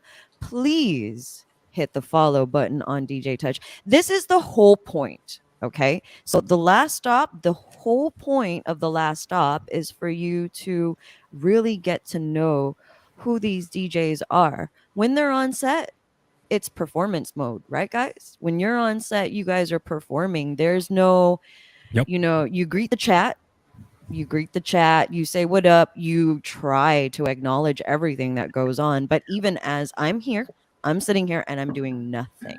It's only But blah, not blah blah. I'm doing nothing but listen and talk and read the chat, and sometimes I miss stuff in the chat. So never mind, y'all be juggling beats, y'all be scratching, y'all be cutting it up, transitioning, and then all vinyl. Good God. Like, so, Yeah. and it takes a lot to be doing everything all at once. And here's an opportunity to really get to know you as you're sitting and chilling and getting to Air know each horns, other. We learn something. air horns, um please. Air horns, please. Air horns. We have It's Fab 40 with Oh, gifted subs Glad you in brought the that up, David. house. What little gang is vibing, man? thank you so Oh, much for the subs, sorry, but Fab. Shout to It's Fab Forte. Damn. DJ wow. Matthew Bond, Jazzy Boo, C Vet, At the Crystal Tokyo, boom. DJ Asylum. If y'all in here, make sure Thank you show some you, love to Fab Fab 40. Forte. He just dropped 5 gifted subs And turned 49. and turned 49. Yes. Shout out to Fab. What Thank you what so is much. his age? He'll be 50 in July. I Big think shout he's to only Fab like Forte. In Wet Noodle 35. World. In Wet Noodle World, Fab is 49. But in real life, I think Fab is He's 39. He's 39. He'll be 40, I think, this year. Yeah, he turns 40 this year. 49 and a half. 49. 10 years on his life. Oh, yes, he's 39. It says 39. Oh, I remember yeah, him telling Fab. me. I got his birthday on my phone from the last time. It's Yeah, I had it in my phone too. July Oh, you 7th guys is are Fab. you guys are Yeah, so sweet. You guys are putting each other's birthdays in your because it calendars. was That's like a so whole thing sweet. last time. It was a whole I thing hope about his for his birthday. I hope you guys do this for your female girlfriends and wives and stuff. Putting stuff in the calendar. Yup. Fred, sorry. You know what's funny? I feel bad now because I don't think I have my wife's birthday on my phone, That's what I'm saying. but I You got got Fab it in your head. Forte's birthday in my phone. Then you're official, Knock. You're official now. That's official. Man, Hey, Knock, did you used to play in Midtown and Sac at the Motown thing or whatever? There was like a guest spot. I Guest did guest spots. Yep. Yeah, when I was in town, you were there, and I missed you. Like me and Cube were gonna go, and I was like, he was, I think he's there, I think he's not there. Then I saw your gram later. I was like, he was fucking there. I was Oh, like, word. so I don't Yep. know if that's a residency or like a every once in a while thing. Nah, most of my residencies got dried up. I'm doing a lot of guest spots, so like I bounce around and like do a lot of guest work. So I'm thinking about picking up some more residencies. Right now, I got like a 2 residencies that I juggle around, but I'm having fun just rocking other people's parties, man, because it's so much like less stress to just show up, rock your guest set, have fun, hang out with people, have a good time. Oh, The that's the residencies, you're best. responsible for so much, man. It's It, just like that's cool that's Touch's too. favorite thing to do. Touch goes, all I gotta do is bring my laptop. I'm there. I'm Yo, there. I All I gotta love guest spots. bring my I laptop. I'm love guest there. spots over residencies. Like I love doing guest That spots. seems to be the consensus for everybody. Like Well, you don't when they understand. ask, "Hey, what do I need to bring?" Just my laptop. Down. Yeah, well, because you don't understand the other part, like getting there early, setting up, doing all that, then tearing down. Going for a guest spot. Most guest spots is an hour set. You know when it's gonna be. You come like an hour before, maybe stick around a little bit afterwards, and you're done. They Then got a whoever's built-in following. You don't got to worry about like bugging people to come out because they already got their own party popping. So you just come through and you put your best work down and you have fun. And plus you get to socialize. Often when you're a resident DJ, you don't get to socialize. So when your people come out to see you, they don't even really get to connect with you. But when you're doing guest spots, it's like that they'll peep your set and then you could go have drinks and chill and have a good time afterward. So I love guest spots all day. Guest spots are definitely cool. Yup. The residencies are dope too, man, but I'm good. Fab says, "Guest spot, you fuck it It's up and leave it field. into the field of dreams." Pretty much. That's it. Fab That's Forte it. knows. No, you ain't even kidding. That's it. You know why? Because the guest spot is like the highlight reel. When you're doing a residency, you're doing the opening set, the build-up set. You're there all night. But when you're a guest spot, your only mission is to just destroy that set and then dip. it's just like, okay, I'm out. I've been Peace. yelled at. I've been yelled at for guest spots sometimes. Really, bro? Like really? Like really? You know, like that's what you want to do, and you're gonna leave? Yep, I'm out of here. See you later. Gotta go by. My homie Abs One calls it the Kid Capri. He's like, "You gonna be in your Kid Capri tonight?" I'm like, "What's that? You gonna rock a set and dip?" I'm just like, "Nah, I hang out. I hang out." As Touch, Fourth Avenue is like the main strip of bars. When I first came to Tucson, I had no residencies. As Touch, I literally I'd bar hop all night. I'd open at one bar and I'd close at the end of the street at another bar. And Touch like, you'll be back? I was like, yeah. Can I play last set? Yeah, I'll be back. And then I just Yep. go everywhere, just doing like that. That's My how I got boy my name Rated out. R. Yeah, that's my boy Rated R. Rated R and I used to do that. We worked at 2 different clubs that were literally across the street from each other, and we were the resident DJs at each club. But what we would do is we'd switch off every hour. Like, hey, I'm gonna come to your club and rock a set, and then you come over here. Skybar and Mr. Heads. That's what me and Touch do. But we bring a Yep. third DJ. So the third DJ is the rover. So he just so we get that hour break too, though. You get to like, you know what I mean? Like you said, you get that little hour of mingle time, an hour break from your residency, hang out at the other bar for an hour, and then go back. Yep, that's the way to do it, man. Backstage earlier, I think Lex asked the question, "What was your first record to Knock?" And Knock answered, but I'd like to bring that back. Ghetto has been vinyl only, and he said he's been collecting it since like he was a kid. So, what was your very first purchased vinyl for yourself? Like, I know you said you grew up and your family collected vinyl, but what was Yeah. the first vinyl that you ever purchased with your own money? That was Redman's Whatever Man maxi single and the album Muddy Waters. That was 96, I think. Wow. No. Do you have it still in your Yeah, collection sure, now? sure. Yeah, Nice. should was we? What was everybody's first record? Anyone? I honestly cannot remember the first record I bought for myself. I do remember the first vinyl that was bought for me, and my father bought it for me. It was actually a couple pieces. It was the Prince. I can't remember. Somebody help me out here. Prince's album with Controversy. That album. That was before 1999, right? The Controversy album.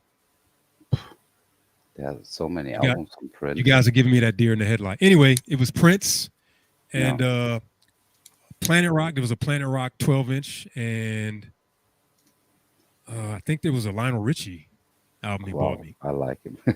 But I Yeah. want to tell you how I purchased my first record. That was very funny. Two friends of mine was DJ. They were DJ, and I went with them to a record store. It was the first time that I stepped into a record store to buy a record. And my two friends, there was rushing to the crates. That's my crate. That's my crate. And I was watching that. I was standing in the record store first time, and I was shy, and I was watching them. I was like, "What's happening here? That's my crate." First time I have to look here. That was a fight. And I was shy, look only with one finger. What's here? What's here? Oh, Redman. I like Redman. Whatever, man. Why not? Whatever, man. That was my. But it was really funny. My two friends. That was normal for them to to visit the record store, and my first time with them. That was crazy. And then I learned that is my crate. You can look later here. That was really a fight, oh, when you go with friends. There are DJs too. That I remember for my first record. Yeah. Fab says his first was Lights, Camera, Action by Mr. Cheeks. Did it have the remix on it, Fab? Did it have the Ooh. remix? Because them was like that's back when remember you had to go buy the vinyl because you needed that remix. Like you had to have that remix. Couldn't they have a video out for it and everything, but you had to go buy the vinyl because it wasn't on CD, it wasn't on it was only on a 12-inch vinyl press somewhere. Fire. Touch the album before 1999 was Controversy. Yeah, And the album before that was Prince. Yep. And there was one more I forgot to mention. It was Trouble Funk, Pump Me Up. Ooh. Mm. Oh.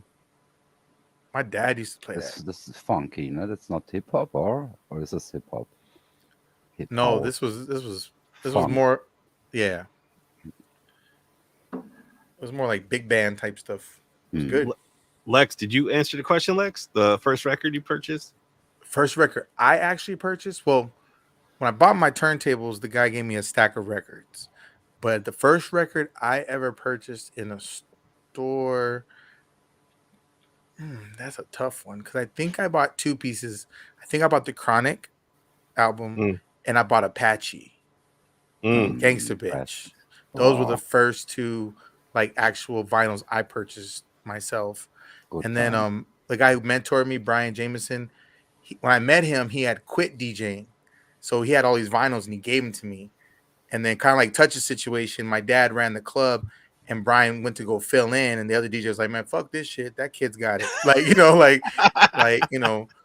but it was just like Touch said, it's like Brian would go to LA and then come back. And when he come back, I remember he brought me 2 copies of This Is How We Do It. And it's funny, we're talking about it earlier in the chat, in 1995, along with the bootleg copy of Friday, the movie. That was his present to me when he came back from LA. And I remember I was like, why I need 2? Like I was so confused. I was like, why I need 2? And then he's like, I'll show you this weekend. Because again, we didn't have videos and stuff to learn how to DJ. So I'd only buy 1.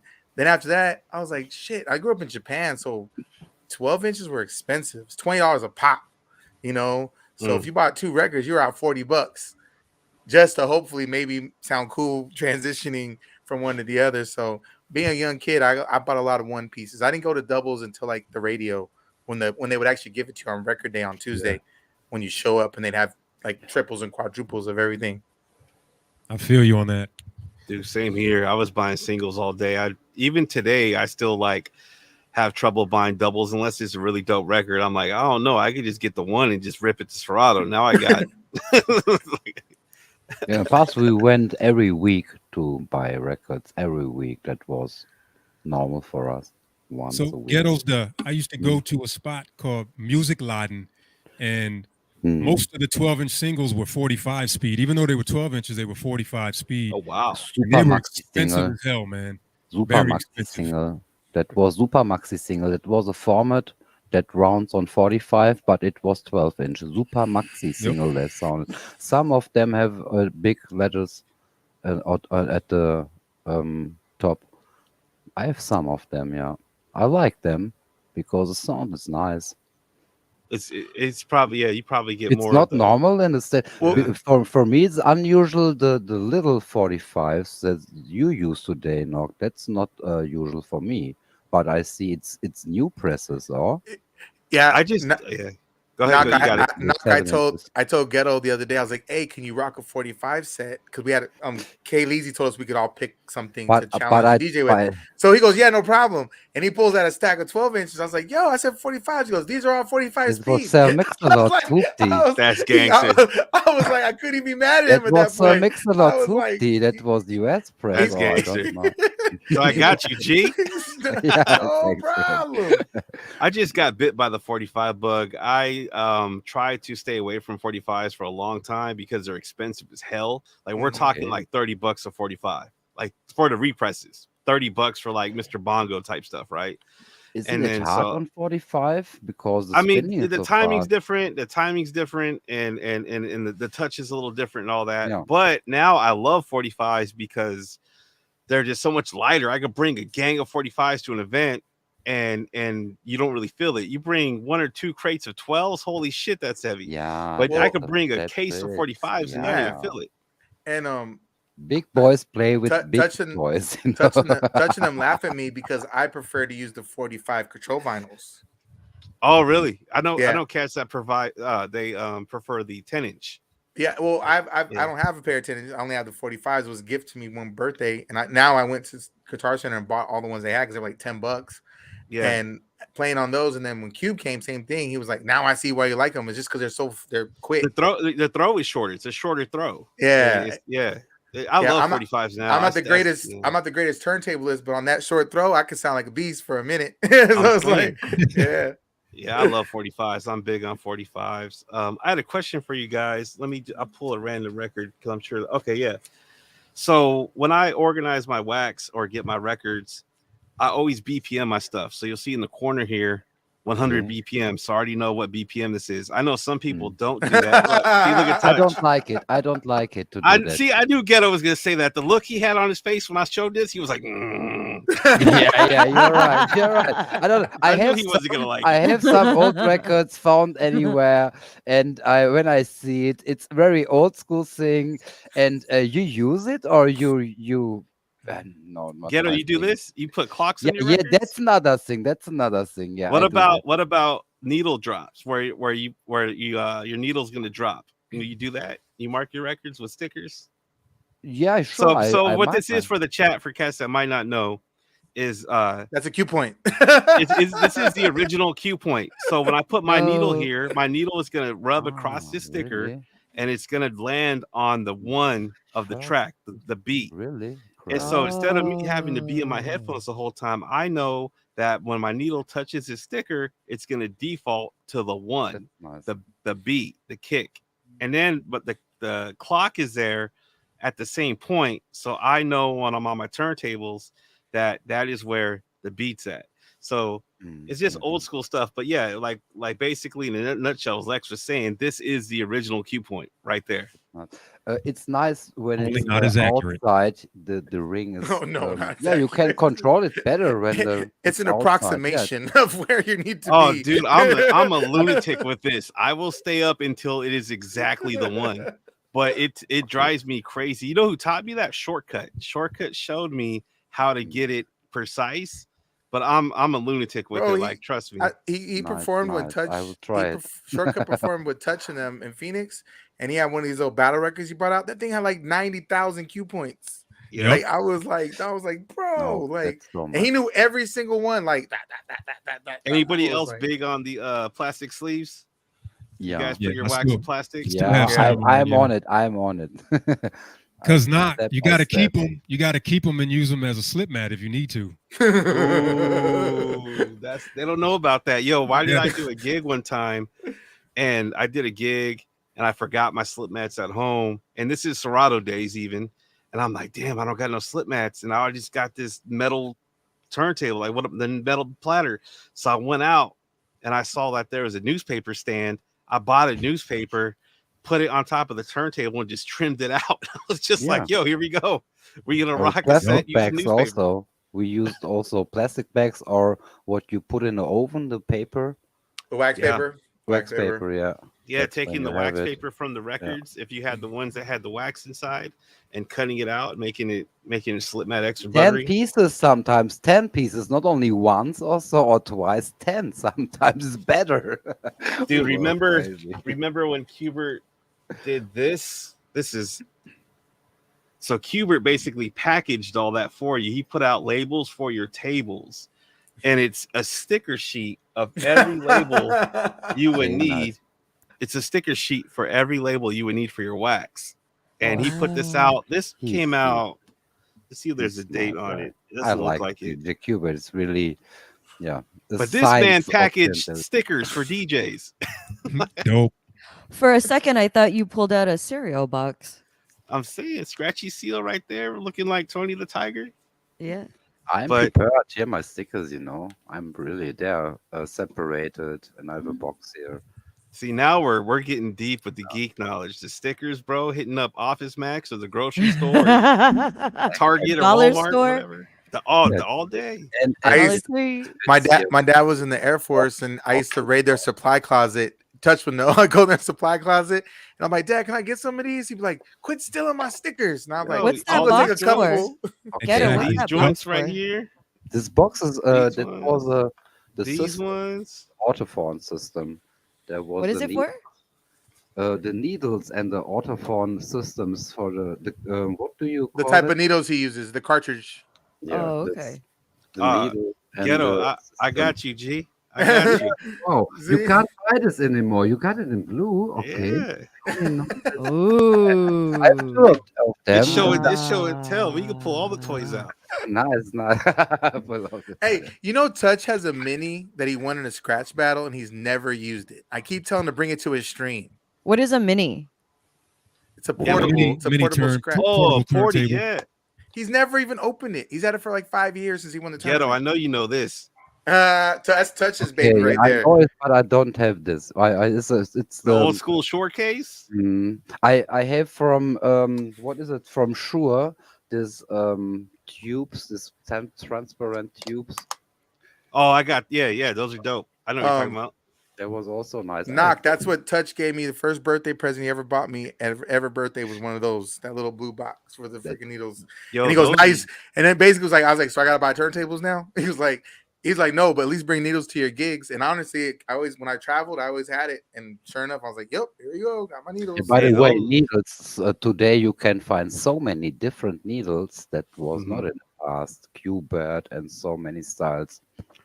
I must buy some new needles. Yeah, shout to Ortofon for keeping it going. Autophone, yeah, I'm a big fan of the VNLs. The Good, I VNLs are heard. really dope.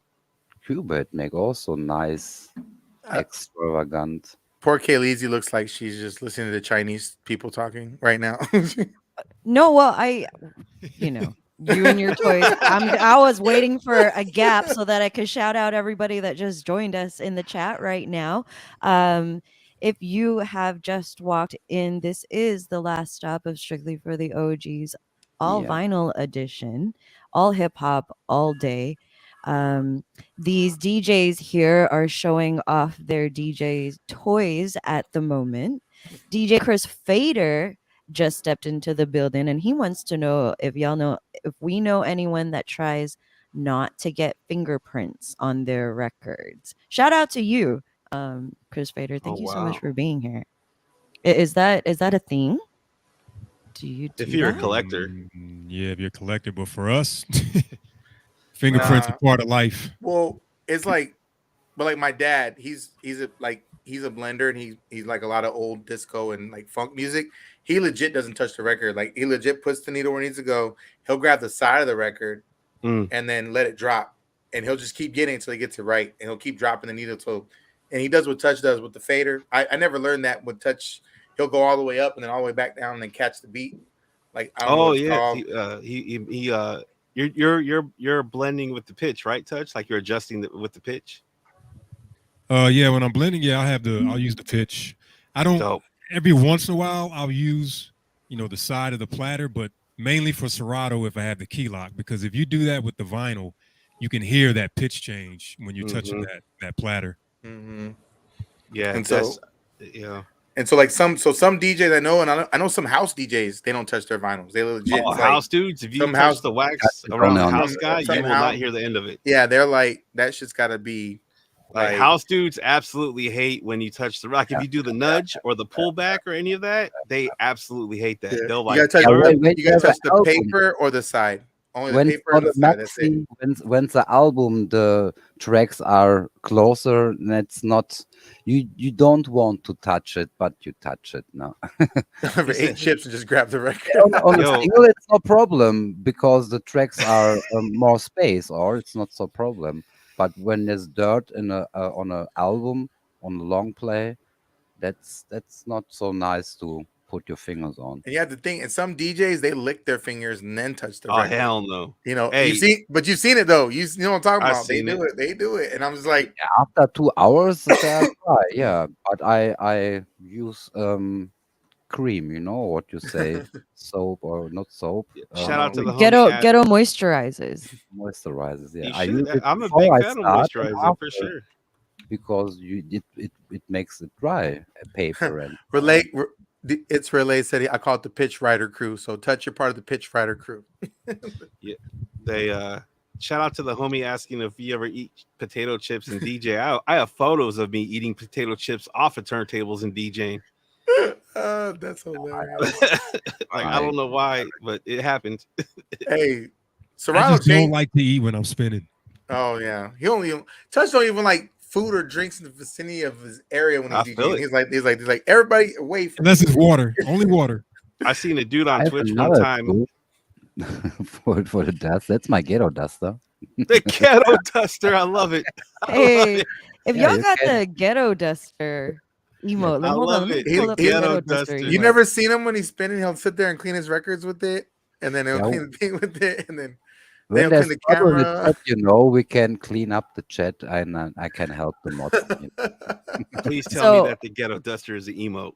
Watch It's the emote. And it moves. It wiggles and everything. Here we go. It's Fab 40. Hey, if Nocturnal wasn't subscribed now, he's subscribed now. He's like, I'm subscribed right everything now. Or as emote, as my speakers, as my cap, as me is real. It's not. Yeah, everything ghetto related is an emote. He's got duster, hat, speakers. Everything here, real. Everything. Shout out to everybody that's hanging out with us. This is the last stop of Mr. Go DJ. OGs. DJ Chris Fader. This was an all vinyl, all hip hop, all day today. Shout out to DJ Rev Up, Mr. Go DJ with the check in, DJ Chris Fader, Nikki Ninja. Shout out to you. Thank you so much for being here. Gambino Gaming Network, the original DJ JU Ice. See, I didn't take a breath before. I had to take a breath in between his name just now. Gambino Gaming Network. It's Relay. It's your boy Alien Zaddy. Thank you so much for being here. Zaddy. It's Fab Forte. If you are just tuned in, you're here with DJs Touch from Tucson, Arizona. Lex, also from Tucson, Arizona. DJ Big Buddy Knot coming out of Sacramento, California. And last but not least, Ghetto's Da from the west side of Germany. If I may, really quick, for all my DJs, but especially Ghetto's Da, can you see this? Hold on, let me find that. Right Arthur Baker and the Black Beat. Yeah, I can see. Or is that out of focus? Yeah, I can see the little picture. The little blue Right sticker. there. Can you see We can that? see the sticker, but we can't see what it says. Oh, the No, the sticker? sticker No, is I don't know oh, what the sticker the says. German Oh, sticker. anyway, Okay, be right back, guys. Bathroom break. for ghettos, it reads 12.90 Deutschmark. It has Deutschmark. Ah, Deutschmark. This is one of those 45 12 inches I told you about. Arthur Baker Love is the Oh, message. wow. 12 mark is today €6 the half, but it's 12 mark is €12 today. Damn it. The I good bought old this back in 89. 89. The good old Deutschmark, we miss it. It was a strong mark. uh, Yeah. Nice. what screwed me up was growing up in Japan was buying vinyl in Japan. I didn't know there was vinyl press Japanese and then vinyl press US. So I would buy records thinking I was buying doubles, but I buy one Japanese press and one American press. Mm. And then trying to beat juggle those or do something the volume, and there was no way to really remember. There was no trim, so there was just like it was horrible. So that's why I never bought doubles, because in Japan you never knew which ones you were getting unless you turned them around and look. But I never knew to look that. If I knew that, I would have bought nothing but Japanese press because they sound better. But I didn't know that. Now everybody's like, oh, I'll buy those Japanese press. So I was like, those are mine. Ghetto, Japan ghettos is on looking my for the bucket gems. Go, man. Oh, for sure. I have Bill Cobham's Crossed Waters, this original sample from till 93 till infinity as a Japanese press, you know. I'm Yeah, gonna you need that. played that one. He played that one night. I I'm gonna need remember that. that. And the I- one Pink Floyd press, also Japanese press. Yeah, it's expensive, and I'm really proud of some presses here. And on Discogs, I found it how much my collection is now. Do you use Discogs? You can check my entire collection there. It's really interesting. That's new for me. It's not Oh, all dope. in there, but wow. What's your what's your Discogs handle? Ghetto Star? Ghetto Star. It's Ghetto's only what how many pieces do you have? I put now almost 800 pieces there, but it's not all. I'm not finished. It's the half maybe, but there's the important things is in there, hip hop and So those 800 are the ones you play the most. yeah. When I'm ready, when I'm finished, I think thousands and plus some hundred. I don't know, but Nice. I'm buying records today. Also, it's not. I'm not finishing. Are they Now more I expensive started now? Are they more expensive in Germany now? plus minus via Discogs, and yeah, you must go to flea markets, you say, and maybe I found for only €1 Big Daddy Kane's Ain't No Half Stepping single for only Hey. €1. That's nice. That was dope. You can't find it for this money anywhere, I think, and it No. was in good condition. That What was I wow. miss? He was playing the original 93 to infinity press so we could hear it from Japan. Yeah, we heard it. We heard it last time. Yeah, we was talking about Japan presses. How did it get there? I was gone for like 3 minutes. Ghetto took it there. We didn't take it there. Ghetto took Wow. it there. I mentioned Unbelievable. I You mentioned think you know Japanese. somebody, Ghetto. You think you know somebody. I know. I don't Shout know out what. to everyone that's hanging out with us. Dude, check this out. This is the original Souls of Mischief 93 till infinity printed on the blue vinyl, completely sealed, never opened. Oh, That's the original. This is the original. So if you like, I can shake it a little bit and you can see the yeah, record, it's and it's sealed. the clear blue record that they put out. Looks And like. I actually took this from Hyro's warehouse. Like I went to their warehouse and I found this, and I actually found a box of them, and they didn't even know that they had them. And I said, "Hey, this one's mine, but you guys have a whole nother box, and you should really archive that because this is Crazy. the fact that they're sealed is pretty rare. Like that, and the fact that it's the blue record is insane. Like that's just Wow. crazy. CK Leezy, you need one of those. It's a one of one. You need one of those. Like, 93 to infinity blue record. I'm good. It sounds real rare. I'm good. Dude, they got a crazy warehouse in Oakland where they operate out of. but the amount of wax that is in that warehouse is unbelievable. Like it's insane. And they don't even sell it or nothing.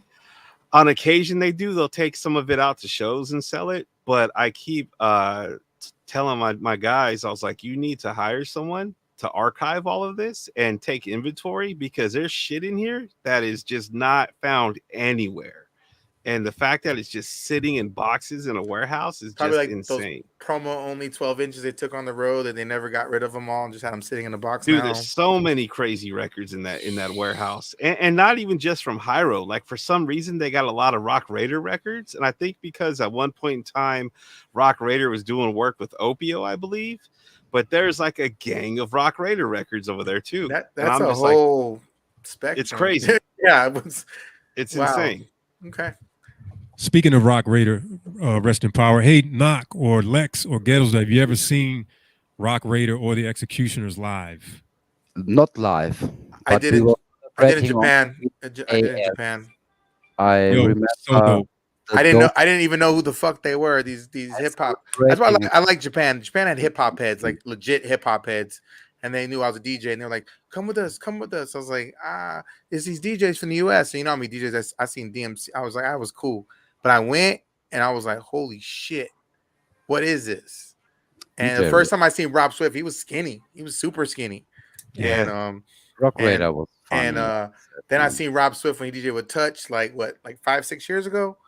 And I looked at this dude. I was like, bro, I remember you was on stage in Japan. He's about this big. He's like, bro. He goes, he's tall. So like in Japan, he's like dark skinned, stand out like a sore thumb. And yeah, they're dope. I was immediately a fan at that moment. And then I found any VHS tape I could that had them on there. Yeah, I opened up for them back in 2000. And like you said, Rob Swift was very, very thin. But it was good rocking with him again here in Tucson, and then we did it again at Fader Manners.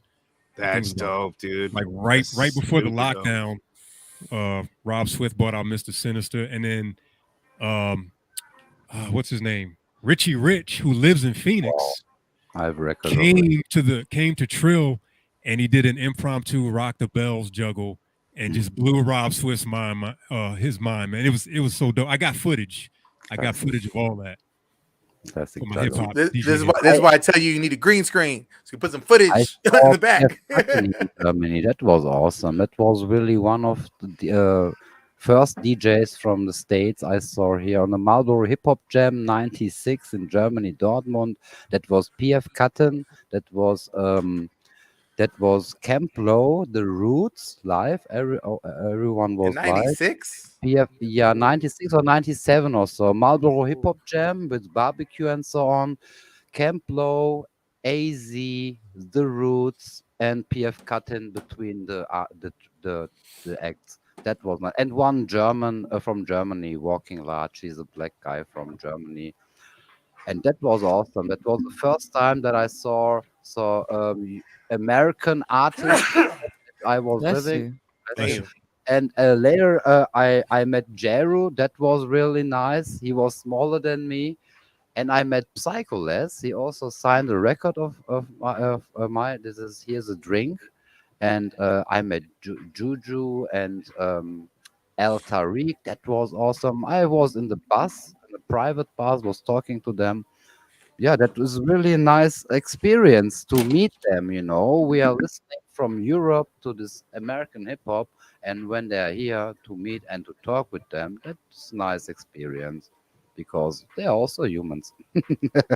No, yeah, and that was the proof when I met them. Really, it was really nice.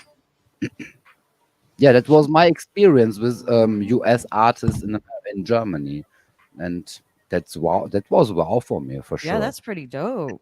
Yeah, That's yeah. dope. I think when there's something in America, you can go more easier to an event than us. You know.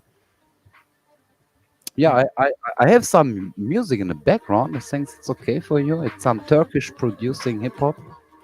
It's maybe new for you. You know, we listening to German hip hop. I am listening to Turkish hip hop, and I'm listening to US hip hop. I also have some, I don't know, French hip hop. You know French hip hop for sure. But German hip hop, it's very far from you, I think. Far And from us in terms of what? do you know any German tracks or artists? That's interesting for me, or for us in Germany. There was a DJ Tomek from Berlin. He catch some US artists and put them with some German artists together. Do you know DJ Tomek? He's a producer and DJ. Maybe. Is anyone here familiar with German hip hop in any way? So, Ghetto's duh. I got a question. Yeah. I do not have a lot of German artists, but I do have one piece of vinyl in particular. I want to say the name is Bombast, and the name of the song is "Listen to My Music." Are you familiar with that? Bombast? No. Bombast, and the name of the track is "Listen to My Music." And basically, he took the loop of 1988. You know that paid in full loop. He had that Yeah. loop running behind it, and it was a German MC. Yeah. I think his name was Bombast. I have the record, but I think it's out in my garage, or I Okay, pulled we it out. can check it out later. Maybe not. I remember in the past there was Moses P. That was a half American guy. I think he was famous and did really big German hip hop music here, but in English. Moses P. is maybe, but no Boom. What was the name? Bombast. Bombast. No, Bombast. Bombast. Bombast. No, I don't know it. It's from 90s beginning. It's old school. I Uh, think. I think I got that probably 89. Oh, that's really old school. Anyway, it's called Listen to My Music. You can probably Google and find it, but I have it on vinyl. Check it out. Wow, nice. German hip hop. Yeah, it's interesting to find. There's a DJ Bill from Brazil. He always plays some German music. It's German hip hop music, and that's cool. When I hear this from this side. Just Yeah, wanted to shout out Schnurty for Noti is here. the Yeah, good check-in. Good morning morning. Good morning from to Czech everyone that Republic, is by checked the in way. from Germany. Time check in Germany is what time, Ghetto? Yeah, we have 5 minutes past 5 a.m. We have Friday morning in the morning. The eyes Wow. are 5 getting. a.m.? Did you Yeah, just say 5 a.m.? it's Friday. Yeah, Schnurti is, by the way, German, but she's living in the Czech Republic. She's my moderator, and yeah, we are. I'm glad to see her. Hello, Schnurti. Good morning. If you just hopped into this stream, this is the last stop of the special all vinyl edition of Strictly for the OGs All Hip Hop Music Festival. You are here with DJ Touch from Tucson, Arizona, DJ Lex from Tucson, Arizona, DJ Big Buddy Knock, aka DJ Nocturnal from Sacramento, California, and last but not least, Ghetto's Da from the west side of Germany. The original DJ JU Ice. Shout out to you for hanging out with us this whole time. C Youngs is in the house. Nina G25. It's Relay. Dano Destructo's here. Nikki Ninja. Thank you so much for being here. Mr. Go Yeah. DJ's checked in. If you have us in your background, that's pretty dope. We appreciate you for tuning in. Who else is here? Fucking Steph is here. Kilo, India, Sierra, Tango, Echo. Thank you for being here. Slide 420. Donna Boo, Chris Fader's here. Kobe 64. DJ Rev Up and It's Fab Forte. Thank you so much for being here. Man, today has been pretty amazing with these OGs. So, if they have more than enough vinyl to play a whole hip hop set, you already know they've been in the game for a really long time. Like today, I had no concerns of everybody's set. I had no concerns of everybody's selections. Every now and again, I would think, okay, I hope nobody plays anything commercial or anything like that. But today I just sat back and I'm like, yo, these OGs are super OGs. I'm gonna let them do their thing. Is DJ Tone Love in here? Shout out to DJ Tone Love. Is there when are you going to be streaming next, DJ Touch? Tomorrow for it's the Freaky Kitty Friday raid. The And Freaky yeah, Kitty Hey, Freaky Friday Kitty Friday raid. raid. And Do elaborate. I'm new to it. This is going to be my first time on it. I know IQ. He can probably expound on that if he's still in the chat. But I think he just went live from what I saw. yeah. So anyway, I think it's more like it's island vibes and reggae, but I was told I can pretty much play what I want. My set is at 8 p.m. Mountain Standard Time tomorrow night. Freaky Kitty Friday. Freaky Kitty Friday at 8 p.m. MST, which is 7 Yep. p.m. PST, and 10 p.m. EST, y'all. Yep. M Swift LA with the check-in. What's up, M Swift? Burn, burn, burn. M Swift, what's good? Shout out to you. Shout out to my DJs, man. Hey, Big shout out to M Swift. Swift. Sorry, excuse me, I'm not trying to cut nobody off, but M Swift's strictly for the soul set. Can we just talk about that for a second? On Sunday, I'm sure Kay was there. Oh my God, M Swift, salute. In touch, you're gonna want everything. You want to run it all. Trust me. I was like, in my the Debo edits. I was just like, where you find this? I'm not probably like, I got that.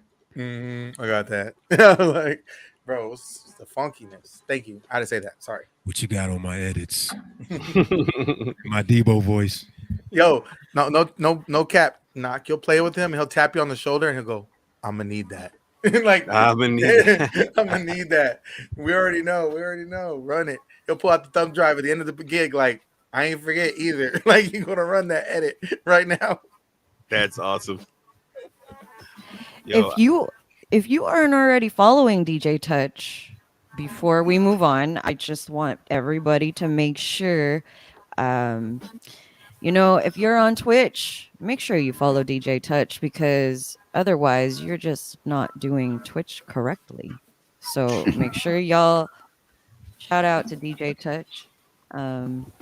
Crazy, right? The Mad mod doesn't have her own mod. So you can't type and talk at the same time. So y'all gonna have to bear with me. I just put the link in the chat. Make sure you hit that link, hit the follow button on DJ Touch. That's what we're here for, is to grow the network. So if you ain't following, do that. Knock, I didn't mean to cut you off. What were you saying? Oh, I'm good. No. Oh, I don't even know if I was saying anything. where am I hearing that music in the background? Is that That's still... Oh, okay, sorry. Oh, okay. DJ Lex. Yeah, because I'm getting reverb from it. So if you can just cut the really? music altogether, yeah. DJ Lex, when are you going to be on next? Oh, tomorrow for morning noodles in the morning. 8 PST. 8 PST, 11 EST. Just wanted to throw in this comment that Nikki Ninja has. If you ain't following DJ Touch, then you out of touch. Hey.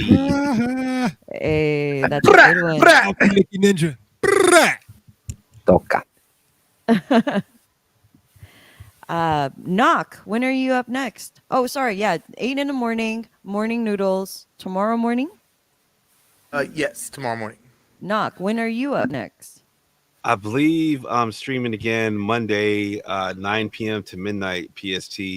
I finally got a set schedule, so I'm doing Mondays and Wednesdays now, 9 p.m. to midnight. So your boy's taking this a little more serious. Yay! Yeah, I gotta pat myself on the back, and what I really gotta do is give mad love to my community. They got me over the 1K recently at literally the last day of February. We broke 1K. Congrats. Yeah, thank you. Hey, honestly, like it was a grind, and I cannot say it enough that hey, my community, honestly, they made it happen. Like they literally rallied the troops. They were in my corner. You know, they were giving me that confidence and giving me that energy that I needed, because it was actually it was tough, and Nikki Ninja is played a big role in that as well. So yeah, shout out to the community, because Hell I yeah. know it's true what they say. You cannot do this without a strong community behind you. So shout out to them. Facts. Well, I mean, where are you gonna get 1K people if there is no community? Exactly. And it was tough. Like, it was really tough. I was stuck, I think, at 823 or something for weeks. Like, I could not get past that. And then the community came and said, "We got you." And the next thing you know, we were off to the races. But it was work, Did though. It Rev was hit real 1K, work. right? Rev hit 1K too, right? Rev hit Yesterday. 1K. Yeah, He yesterday. hit it yesterday? Yeah. Yeah. Yo, we gotta shout out. Yo, Rev Up is the homie. Right. We gotta shout out Rev Up. DJ Rev Congrats, my Up hit G. 1K. Can we get some air Yeah. horns for Rev Up? Air horns for Hello. Rev Up. Brrrt. Purr, purr, That's it. purr. Yeah, so that's It's it. all about the Mondays. community. Wait, Like up here, food. the more followers we get as streamers, the more we have to remind ourselves that it's not the number that we're chasing. It's the community that we're trying to grow. Because I mean, I have to catch myself sometimes where I'm like, oh, I'm at this number of followers, right? Mhm. And I see that as a number, but the reality of it is that these people, like, you know, I can't even say these people because you guys are right here and you guys are here every single day. I see you and interact with you more than I do with real life people. So it's like nobody here um, is a number. As streamers, we don't really we try not to be thoughtless and think of people as numbers, but it's like, you know, you're doing what you're supposed to do by trying to grow, and you see this growth in numbers, right? And it's tough to translate it, or we forget and have to remind ourselves that these numbers actually translate to each and every single one of these usernames that show up every single time we hit live. That's That's real. That's real. that's what these numbers really mean. So for Knock to hit 1K, for Rev Up to hit 1K, Touch, you're about, like, you know, just under 2K. Lex, you're also under 2K. Ghetto's Die, he's finally got a set schedule. He's got a Dope. whole lot of things going on.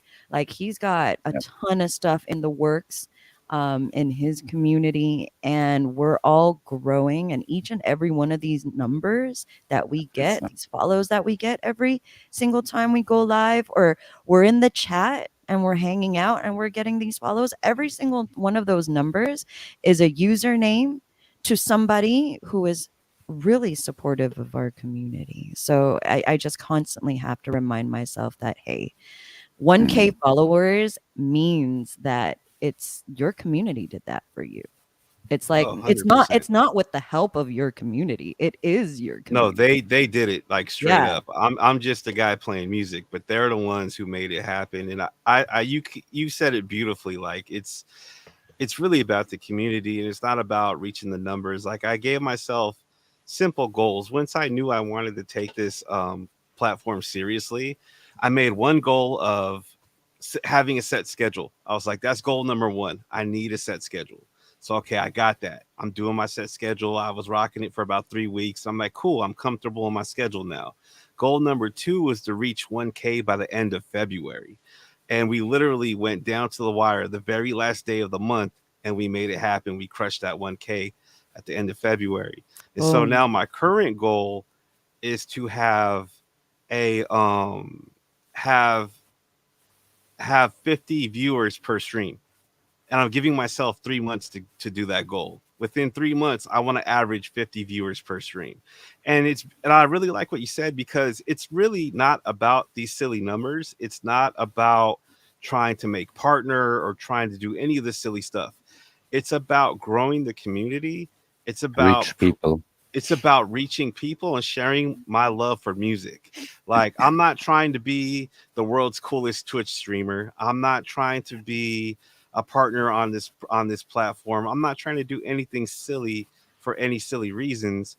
I just want to prove to myself that I already take DJing completely seriously IRL. Like, I dedicated my life to DJing. I've been doing this since I was 17 years old. I don't have a day job. There's nothing else that I do. I literally dedicate my entire life to DJing.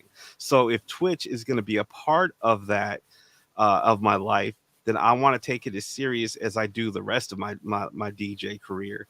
So Right. for me, it's proving to myself that I'm holding myself accountable, and I'm providing the best possible experience for my community. That's what it is. I give a damn about the subs and all the other silly stuff that comes with that. And again, that stuff is great. I always appreciate it. That's never the goal. That's never the focus. So I really like how you kept it in perspective. It's like, yeah, it's a number thing at its core, but what it is mainly, and what it means so much more, is the community. That's what it really is. Like, all the other stuff is just secondary. Yeah, Come because I together, mean, no? if To it come weren't together, if yeah. it weren't for our communities, we'd all be streaming by ourselves for ourselves, and that's no fun. Just go make a YouTube video then, right? Oh, for sure. Yeah. I've seen guys with 3,000 plus followers, and I've gone to chat and it's 4 or 5 people, maybe 2 people talking, and it's the mods. And I've spent an hour there because the DJ is decent, but it's just there's no community. But he got a bunch of people to follow him, but they just didn't stick around.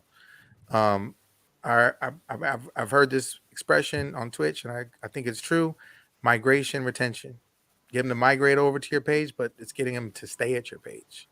And the only way they Right. stay is if they feel like they come into your house or they're coming to your community. I think Kay said it to me the other day. She says, I want you to think of it as they're coming into your home. So everything from the presentation of your home to how you greet them to how you make them feel welcome and comfortable. If you don't make them feel like they're at home, then they're gonna go to another page that they do feel like they're at home. So I agree with Oh, you. but to that point though, let's just for me, for example, my home isn't for everyone. And it's okay if you Mm-hmm. don't stay at my home, because as much as I'd like for you to feel welcomed, I also have my boundaries and my, like, okay, the limits, like, okay, here's my home, but here's how you have to behave in my home. I have rules. I want you to feel welcome, but my home isn't for everybody, because there are things that I have to adhere to as well. So with, we're not for everybody, and that's okay. And just remind that, because the more you stay true, I feel like the more I stay true to myself, the more I attract people who do appreciate who I am. And those are the ones that are really going to show up and support every time I hit live. And 100%. and those are the people that I want. I don't want to be, for a lack of a better term, be likable by everybody, but not loved by many. And it's kind of like, okay, she's cool, but you know, what's she really like?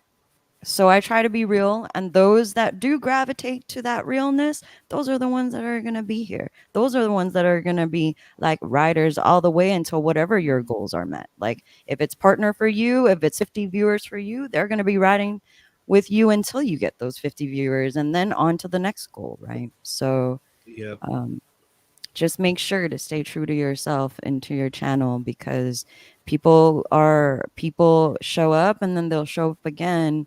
And if you're not consistent, people see that. Eventually, if you're gonna try to be here for a long time on Twitch, people are gonna really see who you are eventually. Mhm. Yeah, there's a lot of politics behind it. Me and Relay and a couple other of my homies, we've talked about this many times, and I really have to give props to Kay Leezy and the Wet Noodle Gang, because the way that you are approaching these music festivals is the absolute correct way to do it. And if whoever is watching that puts together events on Twitch should really take note, and is how to present yourself, how to properly put together a lineup, and how to properly just network. Because everybody who's a part of this right now, Ghetto, Lex, Touch, we're all gonna funk with each other on and off of this platform because we're like-minded. We have a common interest. We have the passion for what we do, and we have respect for each other. So it's not a surprise when you're going to see each other pop up in each other's streams, showing love, giving props, showing real support. I've been on many raid events where you can tell that there's DJs on these raids, because they are not hip hop festivals, they're raids, and that's why they're different, and that's why they're whack. But so what happens is these DJs give zero fucks about each other. They do not care who they're on this for. And what happens is you will get follows from their community, but they're empty follows. It's like they're just telling their people, "Oh, hey, we're gonna raid Big Buddy. We're gonna raid Big Buddy Knock next. Everybody give him a follow," because their community is touched in with them or tapped in with them. They will give that empty follow, but they will not come back. And it's a testament to what Kay Leezy was just talking about. You rather funk with people who are authentic and who like you for you, and they know that what you're doing is an acquired thing. It's an acquired taste. When you're getting empty follows from random ass people on Twitch, that does nothing for you. Like, yeah, it improves like the number of people that are following you, but if they never come back, who gives a fuck? It Because just looks good.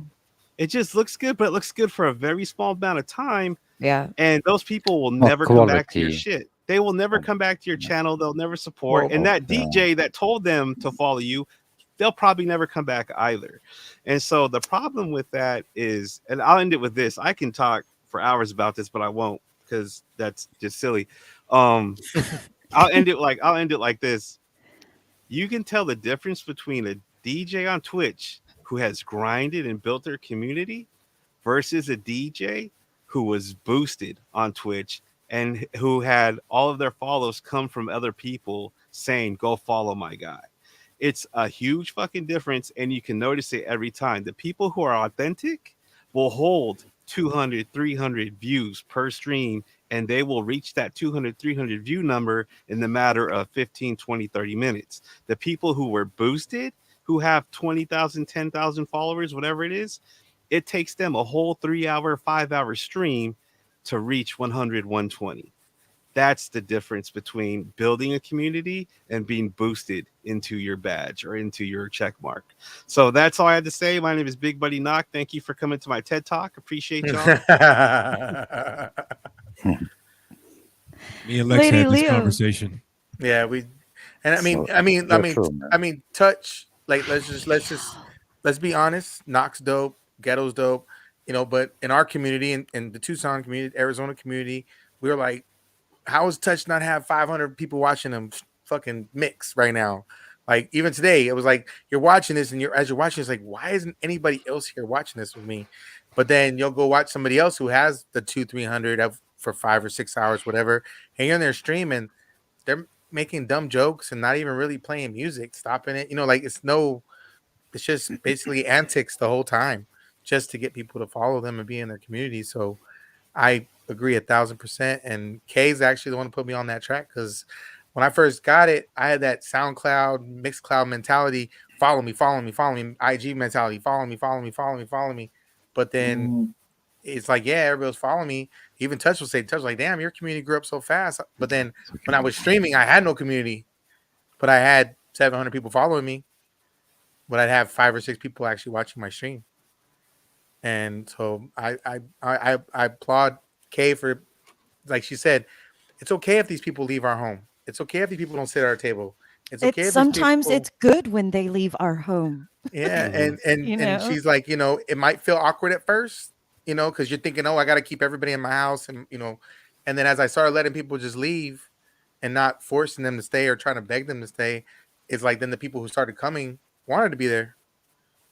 And so, and like she said, these talks or TED Talks, whatever you want to call them, at the end of the stream, because we get to connect with our audience this way and each other as DJs. Because for a long time, Big Buddy Not was just a person in my chat, person I saw down there, Ghetto, same thing. And even K, the first time we had one of these, I'd only see K as a name, as my moderator. When we finally did this, it was like, oh, hi, hey, how you doing? And, an organic growth, because she makes it to where everybody have a seat at my table. Let's talk and let's actually get to know one another, instead of just being, like you said, rate my boy, follow him, I fucks with him. Yeah. Why do you? Why do you fucks with him? Like, why do you want me to go? It's Yeah, empty follows. It's always empty follows, man, yeah. and that benefits nobody. But when I'm like, yo, my dude Knock, I said, yo, he got crazy camera angles. I was like, he's a turntablist. He plays 45. It's like, I'm actually explaining to him why I like you. And then when they sit there, I'm gonna tell them, don't follow. Just sit down and watch. Just enjoy yourself for a little bit. I love the follow as they're saying goodbye. They've been in your chat for like an hour talking. And then they're like, all right, I'm out. And then you see that follow, that one hits. That one, Yeah. I'm like, fuck yeah. That one, I would like that follow more than them that rate of 130, them immediate 30 follows. Great, thank you. I hope you come back. But that person that stayed there for an hour and then said, hey, I gotta go, great set, shoots the follow, and then just leaves. I have a better chance of that person coming back than them 30 that just hit follow from that raid. For sure. And it really helps. It really helps when a viewer gets to know who you are, and not, like I said earlier, and not just as a performer, right?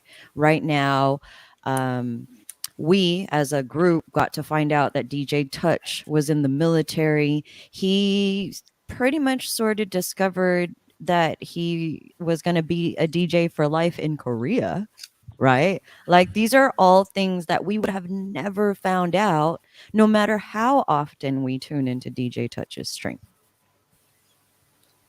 Like, when would you ever bring Facts. that up?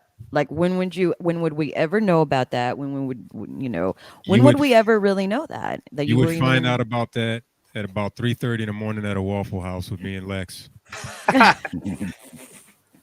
right? And this is like a reflection of that Waffle House at 3 a.m. That's fucking facts. No, This I is Right want there. Waffle House. this is what happens. Like what he just said. Knock about his guy being across the street DJing. Me and Touch should be across the street DJing and be like, what we doing afterwards? Fuck, let's hit Waffle House. Some other DJs, what y'all doing? We're at Waffle House. And it'd be just like this: 4 or 5 DJs sitting around a table talking about that drunk girl with the phone in your face, asking you for the request, talking about, I'm tired of packing this shit up every fucking night. No Just, lies detected.